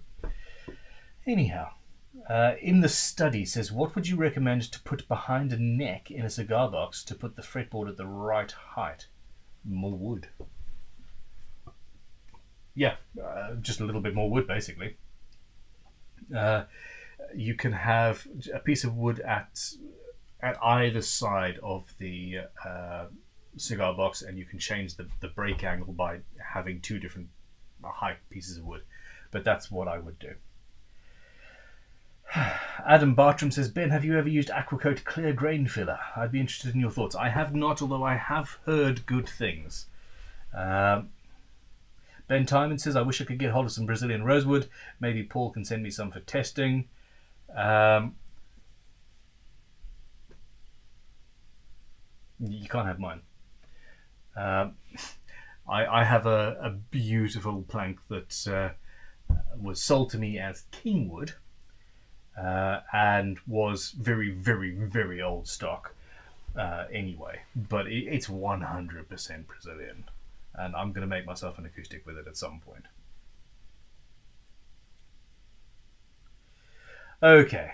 Paulie D's Music says, Paul Reed Smith would have strong opinions here. Ha ha. He has strong opinions on most things. I respect Paul. I love his guitars. I love what he's done. I want to be him. In every way. The man is just incredible. Hell, I've modeled my business setup on his business setup. He's not the businessman, he's the guitar maker. He's got a partner who runs the business for him / with him, I assume, And that's how I've set Crimson up. From the day I read that was how he did it, I was like, holy hellfire. That's what I need to do. I want to be in the workshop making stuff and talking to people and all of this stuff, being the arty-farty me, while somebody else has to deal with the accounts and the wages and, when a CNC machine can't fit in the building because we made the door 25 millimeters too bloody small. Yes. We had to call builders in to make our door that we'd only just built a year before that much bigger. Somebody else deals with all of that for me, so I can do this. And that's based on Paul. So, that being said, he also grew up in an era where it was a lot more acceptable to just believe what you were told, for one, with regards to things like tone and stuff. And he also sells a hell of a lot of guitars based on them being luxury instruments made to the highest standards using tone wood. He doesn't use the wood he uses because of tone. He uses the wood he uses because they're available to him to use. And the second it's not available, he finds another wood to use. We all find another wood to use that sounds the same, and we start spouting the same stuff about that wood. Oh, this is the great unfound tone wood. It's just as what it is. Basically, he has a huge vested interest in perpetuating the hype about tone wood because he sells a hell of a lot of guitars to a hell of a lot of people. Tone nut. I love that thing where he's dropping these nuts on the thing. He's like, oh, listen to that nut. It sounds amazing. Yeah. I mean, a harder, more brittle nut will sound better acoustically.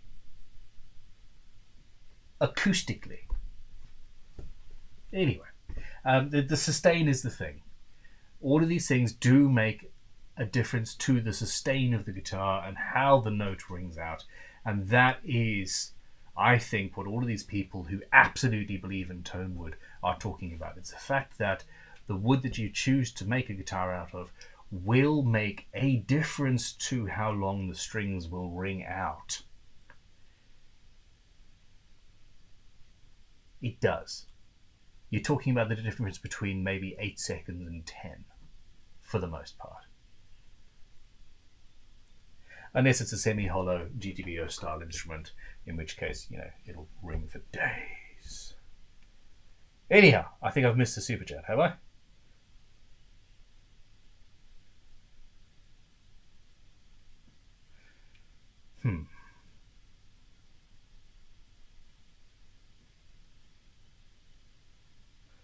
Okay. Alrighty, so Spike the Frugal Fixer has forwarded a picture of his first inventions when he was 8, and it was a light bulb puller, which he thinks this is. And I mean, it really does. That is very, very close in my mind. I've also now got images of this PRS guitar with the broken, where the nut on the truss rod has pulled out. Are you absolutely certain that the truss rod in the Paul Reed Smith acoustic is dual action?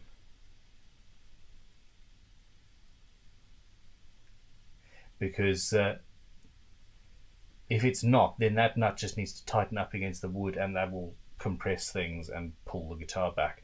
But yeah, it looks to me like you need to get somebody who has the ability to weld or braze, and if that needs to be permanently attached, then it needs to be brazed on.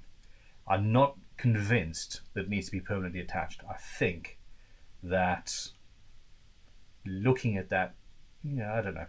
Anyway, Joe Smyjohn Jr.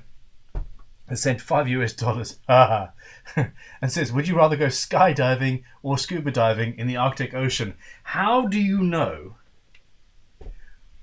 that I am a lily-livered scaredy cat I will never go skydiving. You will never see me in a glass elevator somewhere. I am utterly piss my pants scared of heights. I also don't really like the ocean very much, to be frank. I'm happy behind a workbench. Yeah? I'll even talk to you from the other side of the workbench occasionally, but I'll, during the conversation, wend my way behind the workbench. This is my safe zone. There's no, rainbow octopuses, or there's actually a real rainbow octopus. Check that shit out. It's amazing. Or, Kraken. Cthulhu is still very possibly real. We don't know. Neither. I mean, scuba diving, if I had no choice, you were literally going to nobble me if I didn't do one off, I'd go scuba diving for a bit. I've been scuba diving in a swimming pool before. Yeah. Anyhow.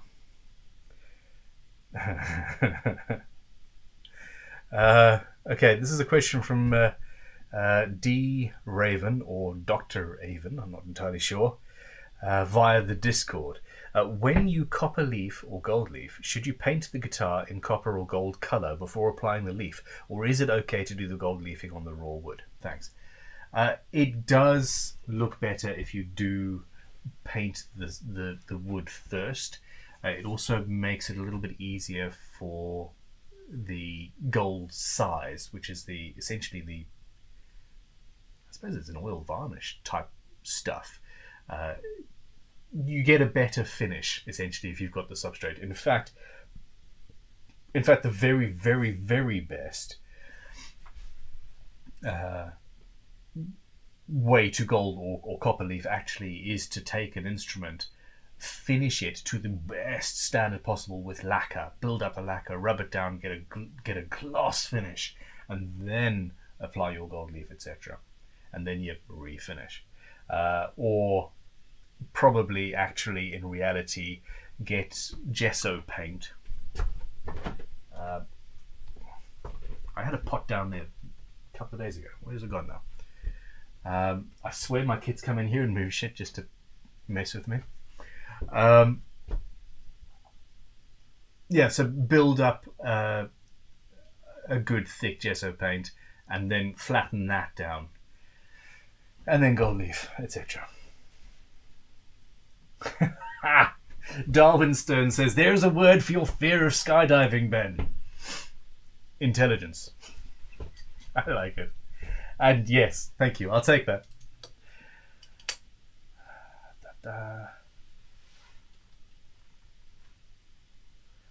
Shane Moorhead says, hi Ben, try using Trebolo steel wool under your fingernail to clean binding. See if it's faster for you to clean binding. Yeah, I really have an issue with wire wool. I really, really, really don't like it. It leaves stuff that just gets everywhere. I found this wire wool stuff on the bottom of that chisel that I picked up earlier. That being said, Scotch-Brite pad type things come in various different grits, and I would use something like that for that. I just find that you don't get quite to the edge properly. I would scrape the binding clean all the way to the edge and then use a wire pad after the fact. Just don't, Ben Timer says, just don't get it anywhere near the pickups. ICBLF says, skydiving was such a serene experience. And other people are recommending skydiving. There we go. He would recommend, he or she would recommend skydiving to anybody that it doesn't terrify. Terrify. Joe Smile John Jr. says, you're missing 2 of your thumb planes. I see 2 empty slots behind you. I was talking about the radius bottoms earlier. Dale Beatty has come in with a £2 super chat and said, Minerick guitars, how do they do those mad inlays? Is that one of the GGBO competitors that I haven't seen yet? That is entirely possible. I don't know. These are the days when you can have a laser cutter or a CNC machine in your bedroom that can do these things that I used to dream of being able to do by hand, and still do. But I can't see them under the M's. By the way, if you guys haven't yet watched the video that went live yesterday, Saturday, it's got photographs of all of the contestants who made the finals of GGBO, and it's mind-blowing. I was sitting there with my wife, just jaw on the ground at some of the stuff that I hadn't even seen yet that has been made. It's incredible. The anarcho-Luthierist says, hey, let's jump out of a perfectly functioning plane.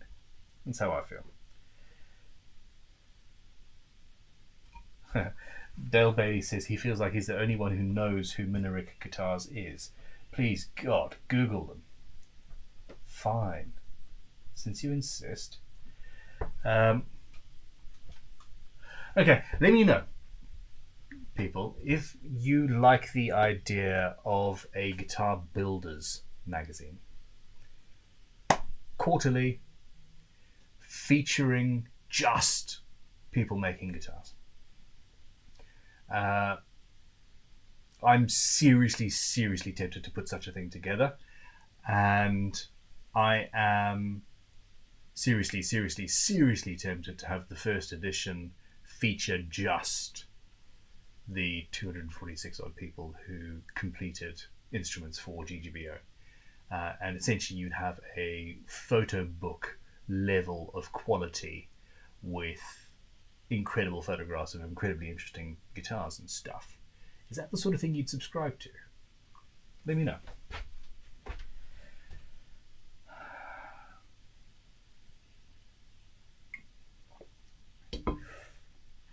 Adam Weber says skydiving is great. It's better than a bungee jump. If you ever do go bungee jumping, make sure you don't have a hangover. It's not recommended. It's another thing that I will never do. Matthias Lindgren says, in what end do you begin if you want to utilize CNC for inlays? It doesn't really matter. Basically, we use 0.6mm PCB board router cutters. You go very, very slow so that you don't break the cutter. And it is important as well to build in a gap. If you take your drawing of your inlay, say it's a circle, and you cut the circle out on the CNC, it'll be perfect to within 1/10 of a millimeter. Probably more, to be honest. Depends on the CNC. You also cut the same circle as the hole. It'll actually be too tight. They will be exactly the same size. Make sure that the cavity is, say, 0.2 of a millimeter bigger than the inlay. You need to account for glue and stuff. So that's that's a tip. But whatever you start by doing the drawing and doing the drawing properly. Holy hellfire. Okay. I've now got images of Minerick guitars coming up on okay. Alright, that's pretty cool. That's sort of it looks Japanese in some way, shape or form to me. That's incredible.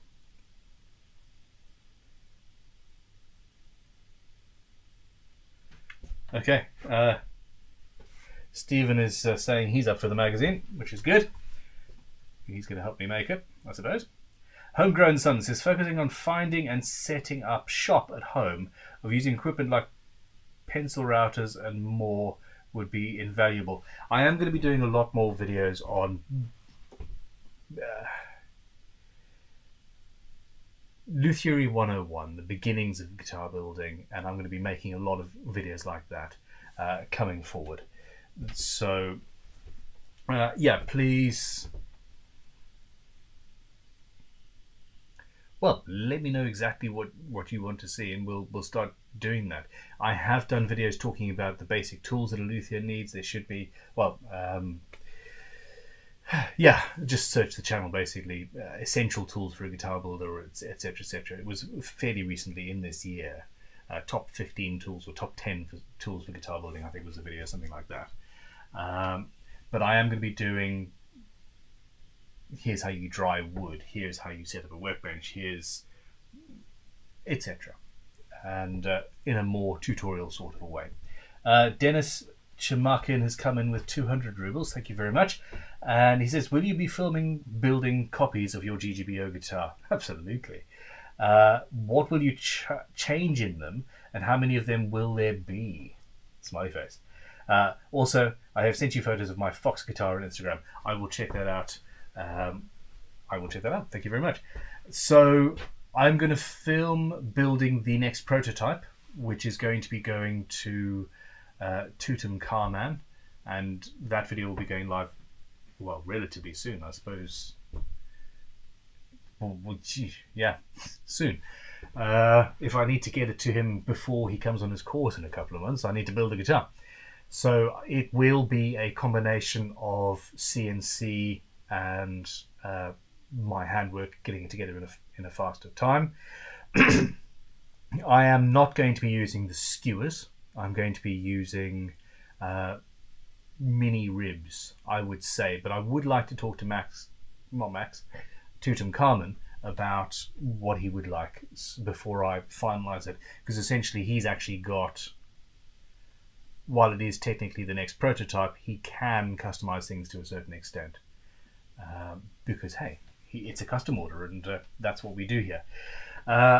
It is going to be going, however, into full production, and there will not be a limit as to how many we will make. Yeah. So if you would like one, check out what I do with the prototype, and if you still like it, we'll then start, proper production. And yeah, it really is going to be a life-changing instrument for me, I think. I'm so excited. Steam TV has sent €5 and said, which of the fretboard cleaner set do you use first, bottle or spray? And what are the benches used in the school? I'm fairly sure we bought those benches from Axminster Power Tools, and they were literally the best benches at the cheapest price that we could find, because buying, I think it was 16, maybe 17 workbenches is insanely expensive. So that's that. And of the fretboard cleaner and restorative set, you use the fretboard finish cleaner first, which is the spray, and then the oil is the restorative, and that is, once you've cleaned all the gunk off and got rid of everything, then you use the oil to revitalize the fretboard. The nice thing about this stuff is it has no crap in it. It is not dangerous, it's not bad for you, it is not 95% petroleum byproducts. It is just good stuff, and it's good for your guitar as well. So there we go. Joe Brown says, talking of publications, any book news, Ben? I am working on it. I'm working on it. Richard Garnish says, like an actual printed magazine on dead tree carcass? Is that still a thing people buy? Question mark. We can see thousands of guitars on Instagram. Do we have the time to just... We're makers. We're creating. I feel bad that I'm not replying to everybody's messages on Instagram at the moment. That's what Stephen, SC Guitars, that's what he's employed for now. Next week, I'm giving him access to my personal Instagram because I need to reply to people, but I don't have the time to sit there doing it. Do you have the time to spend hours and hours searching Instagram for the coolest guitars possible? What I'm thinking is, We do that, and then we talk to them, and we get really high-end photographs and a really high-end printer, and we print something that then goes on your bookshelf, and you can keep it and look at it and be inspired by it for years to come. Not just, that's cool, while you're taking a shit. What do you think? Wow, I'm tired. I'm so sorry.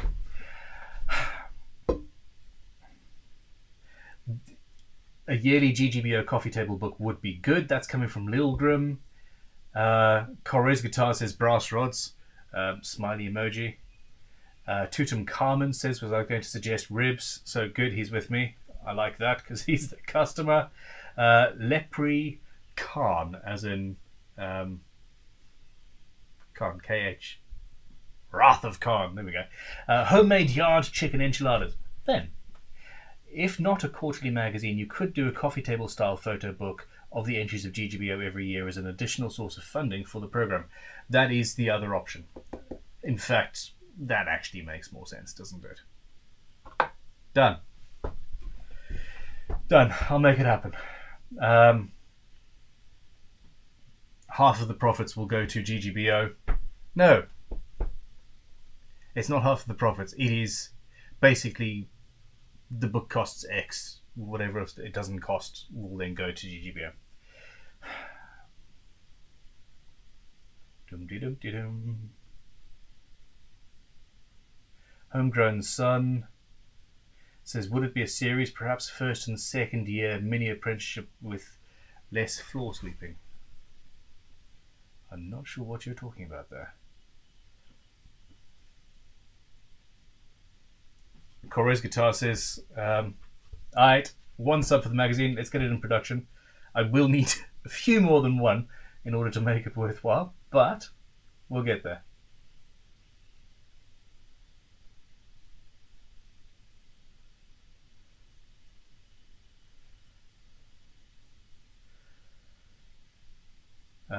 Apparently I've got 3.5 weeks in order to build this guitar. That really is going to be a bit of a problem. I.e., not a problem at all, because we will use the CNC machines. I do need to do Nebula though as well, so In the study says, so more of a zine than a magazine. Less nuts, more Kodachrome? Yeah, pretty much. Like high-end, eco-friendly paper, really nice photographs, really well printed, expensive. You know, we're not talking about a £3.50 thing you buy on newsstand. We're talking about a maybe £20 book that gets mailed to you every 3 months that you can't wait to get, with really good writing in it, with really good photographs, with the best of the best of the best of guitar builders, with potentially articles about guitar building and inspiration and stuff, like a proper full-on the mutt's nuts, the dog's dangly bits. Good stuff.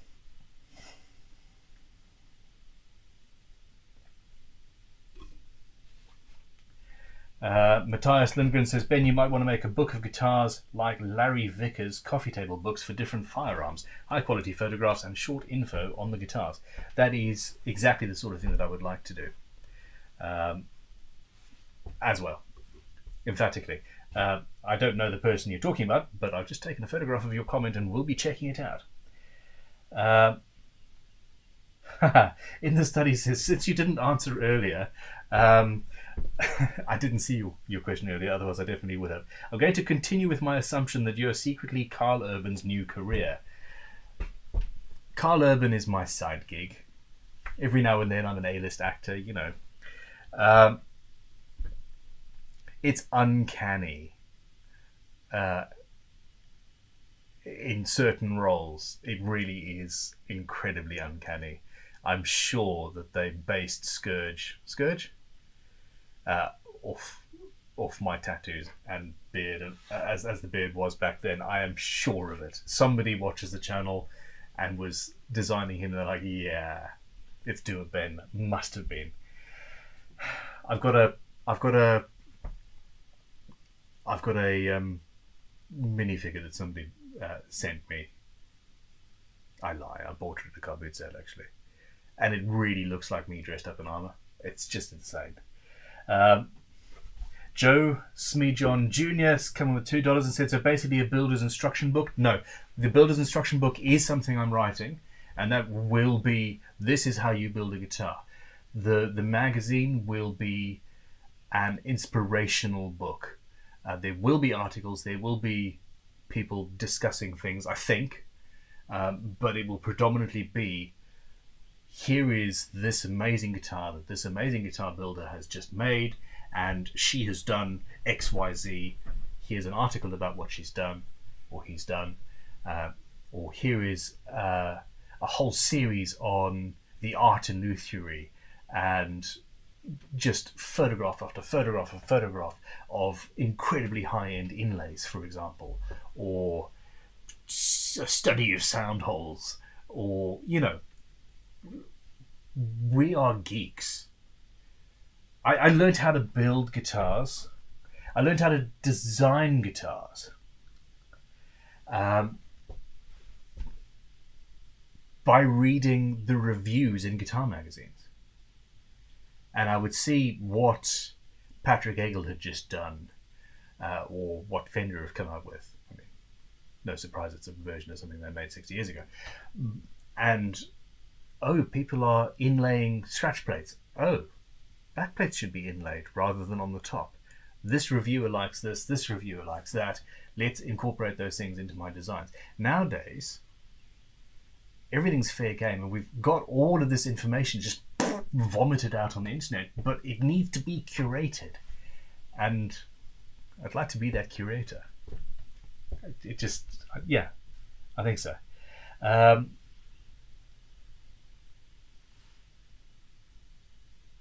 Hopefully details of what's in the guitars, pickups, finish, etc., how it was built, the woods, etc. Yes, absolutely.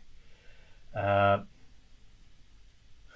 TV says, will the book include basses? Lisa Green says, I don't believe the two are compatible.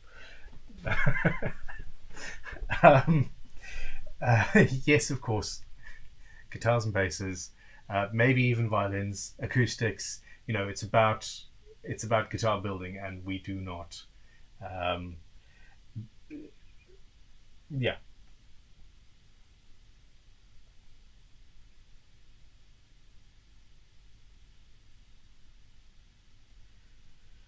Okay. Yeah. Stephen Clark says a coffee table book would be a better idea. People would buy that, unlike a magazine these days. I think, yeah, essentially it's not it's not really a magazine, except for the fact that it would be coming out quarterly. I think.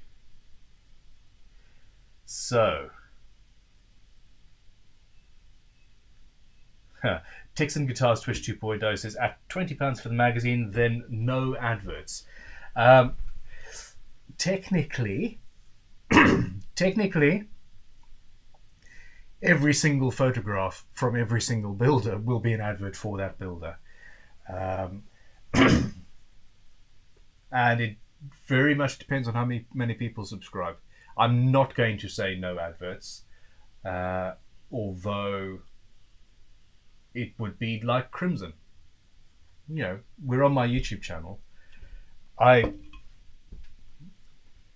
have sponsors. I have people who I partner with who I am happy to support. I use Triton Tools for coming up on a decade before they paid me to use their tools. And the other day, you've all seen me with my Leatherman. How I love Leatherman. I've been carrying this tool on my hip for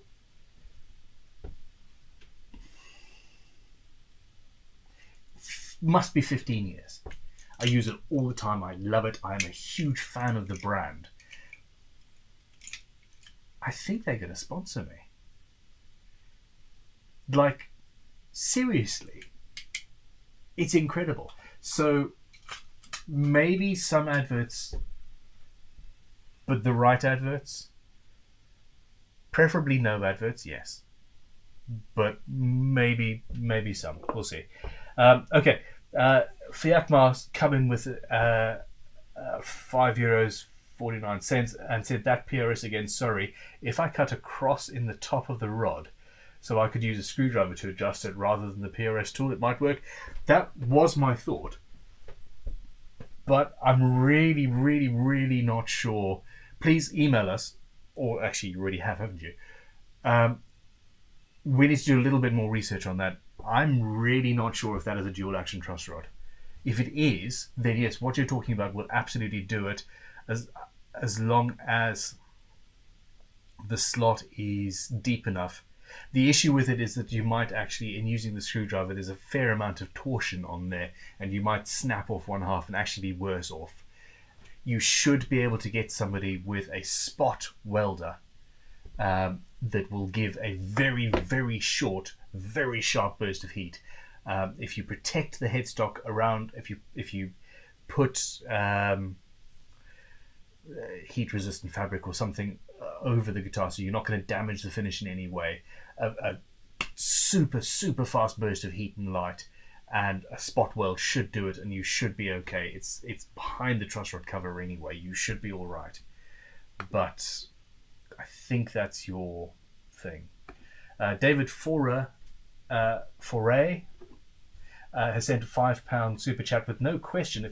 Dave, if you've got a question and it's just sort of got away from you, the software sometimes does that. At SC Guitars, and we will try and answer you. If not, thanks for the super chat. I do appreciate it. I am running out of steam, people. Spoon Warrior says, hi, Ben. Greetings from Denmark. Hi. What are these places that I really want to visit?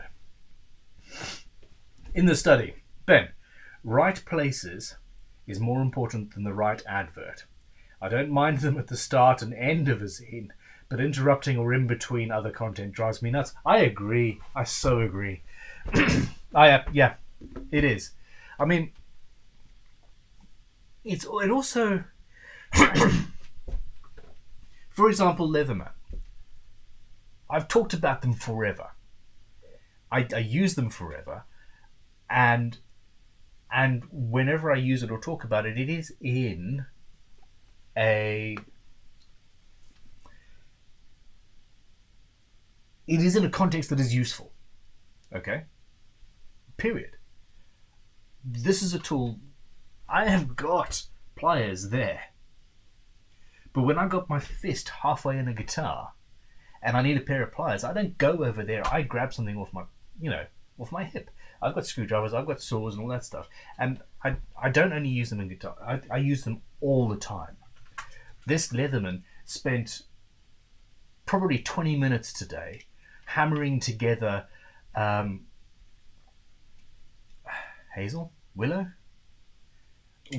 willow treadles, fence type panels made out of woven little bits of wood. And I was cutting them down to size, and they were getting loose, and I was smack, and we needed to build one that was a little bit too short, and we put two together and smacked it. This has been a hammer for a large part of my day, and incredibly useful as such, because it was there. I have hammers here, but, and, sorry, what I'm trying to say is with the adverts, it's not just going to be a, hey, here's a page. If it does come to that, here's a page, look at the Triton router. It's going to be, here is why a guitar builder should want a Triton router. And it's not just because it's a good quality router, it's because it's got the fine adjustment in the height and all that jazz. And it's got the fantastic height adjustment in the router table setting. It is designed with thought, and it is utterly applicable to us. And that's the sort of thing that we would go for. It's not just, you need this, here, buy it. It's, you need this because and it's applicable. Okay, Lepre Khan says, I recently watched Ian from Forgotten Weapons hit a 30-day, $1 million Kickstarter goal on a coffee table book in the first 5 or so days. Whoa! Oh, shit! Oh, maybe I should do a Kickstarter for a book. Okay, hold on. Joe Smyjohn Jr. has sent $2 and said on behalf of Dage Forer, bandsaw recommendations. I'm assuming that was Dave's question, and thank you, Joe, for getting that to me. Bandsaw recommendations. I absolutely love. I love Record Power. We use them almost exclusively at Crimson. I haven't yet got a bandsaw here. I just need to pull the damn trigger and choose which size I want, to be honest. I've used the smaller Record Power one in my workshop at Crimson forever, and it's very useful. Not quite big enough for some of the things we do in guitar building, splitting tops, etc. But I would suggest for an all-round machine, you need to have pretty much an 8-inch depth of cut and the ability to have at least a 3/4 inch deep blade. Anything that big or bigger will be fine. You get what you pay for. However, you can get some serious bargains on eBay. Startrite are incredible. In fact, they're owned by Record Power, come to think of that. But Startrite are industrial machines. You get some amazing things at a really good deal on eBay, Craigslist, etc. He talks like Craigslist is a thing in this country, or at least where I am. Other options are Felder and Hammer. I've got very good experience with both of those brands.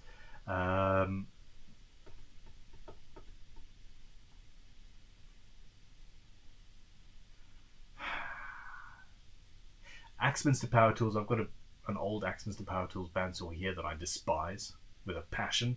I think that's partially because it's old, but it's also just really badly made. I think some of the newer stuff that they do, the more expensive, higher end stuff, is really good. But listen to the reviews, basically. And those are the ones that I have got more personal experience with. Stephen Clark says, I would donate my time to help write for a GGBO book / special edition magazine, interviews and material, hardware review and research happily. I will happily take you up on that, Stephen. Please drop me an email through stream@crimsonguitars.com, and we can start talking. This is the thing. If, for example, this goes well, in a year's time, I might have 5 full-time staff putting together a magazine every 3 months. If we've got 1,000, 2,000, 3,000, 5,000 subscribers, and it's an actual thing that people want and enjoy and like, then we'll do it properly with websites and stuff. Why not? There is absolutely no reason why we shouldn't try it. And it all starts out by the community deciding that we want to do something and we want to make it happen, and people like you saying, I'll write for that. A couple of hours a month or whatever. I've got some time. I love guitars. I love guitar making. Why should guitar players get all the magazines, huh? That should be the first tagline, shouldn't it? Okay, people, I really think that we've gone long. Have we not gone long?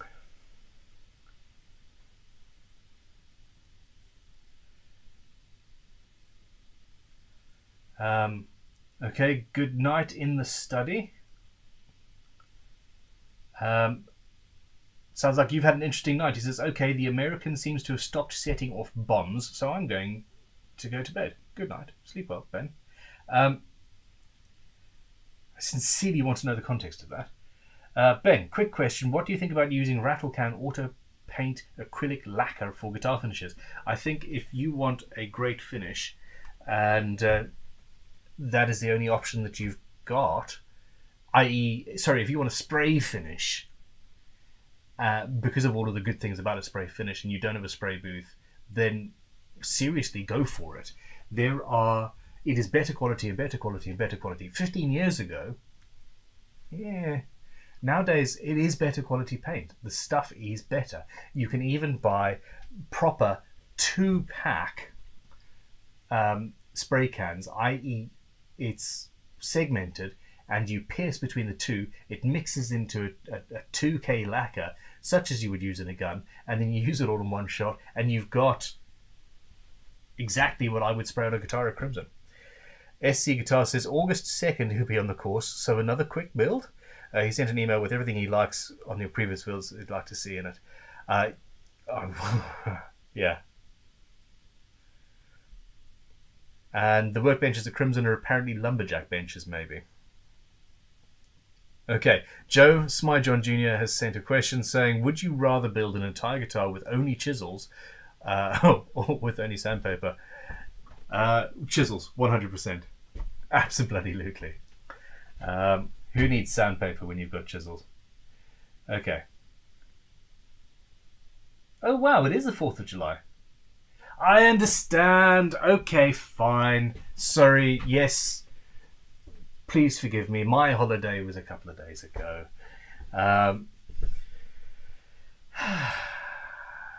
4th of July, Americans set off explosions to celebrate kicking the Brits out.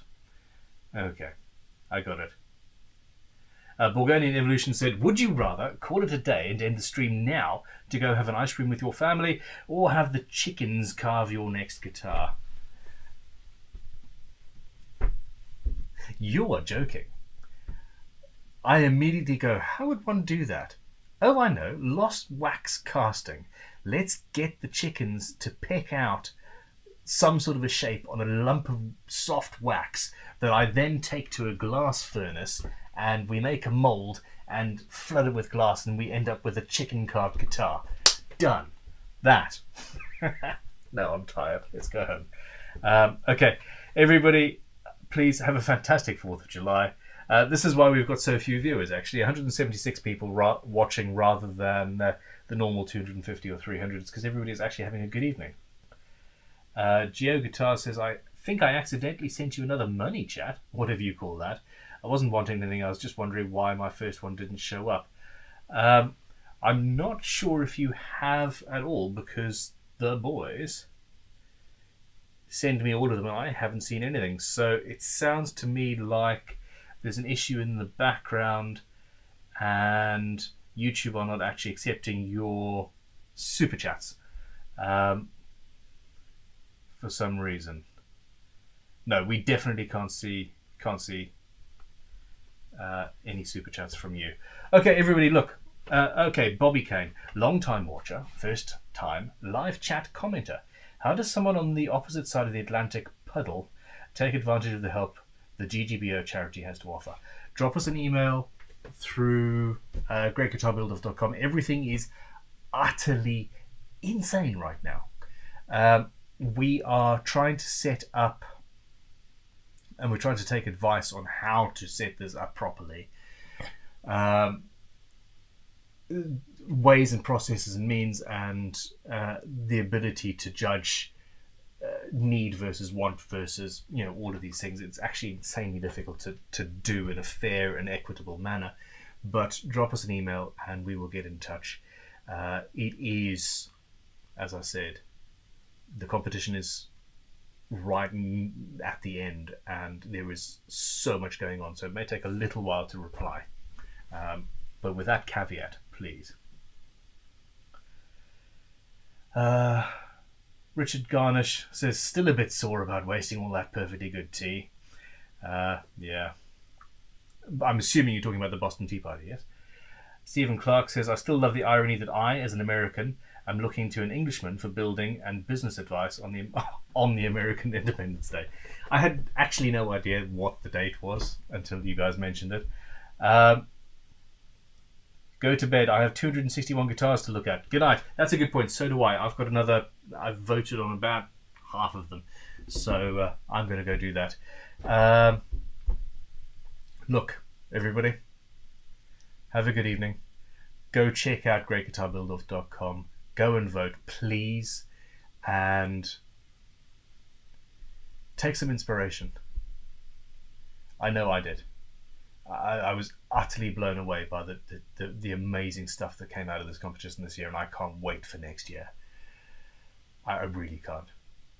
I mean, it properly blows what I do out of the water in some cases, which is excellent.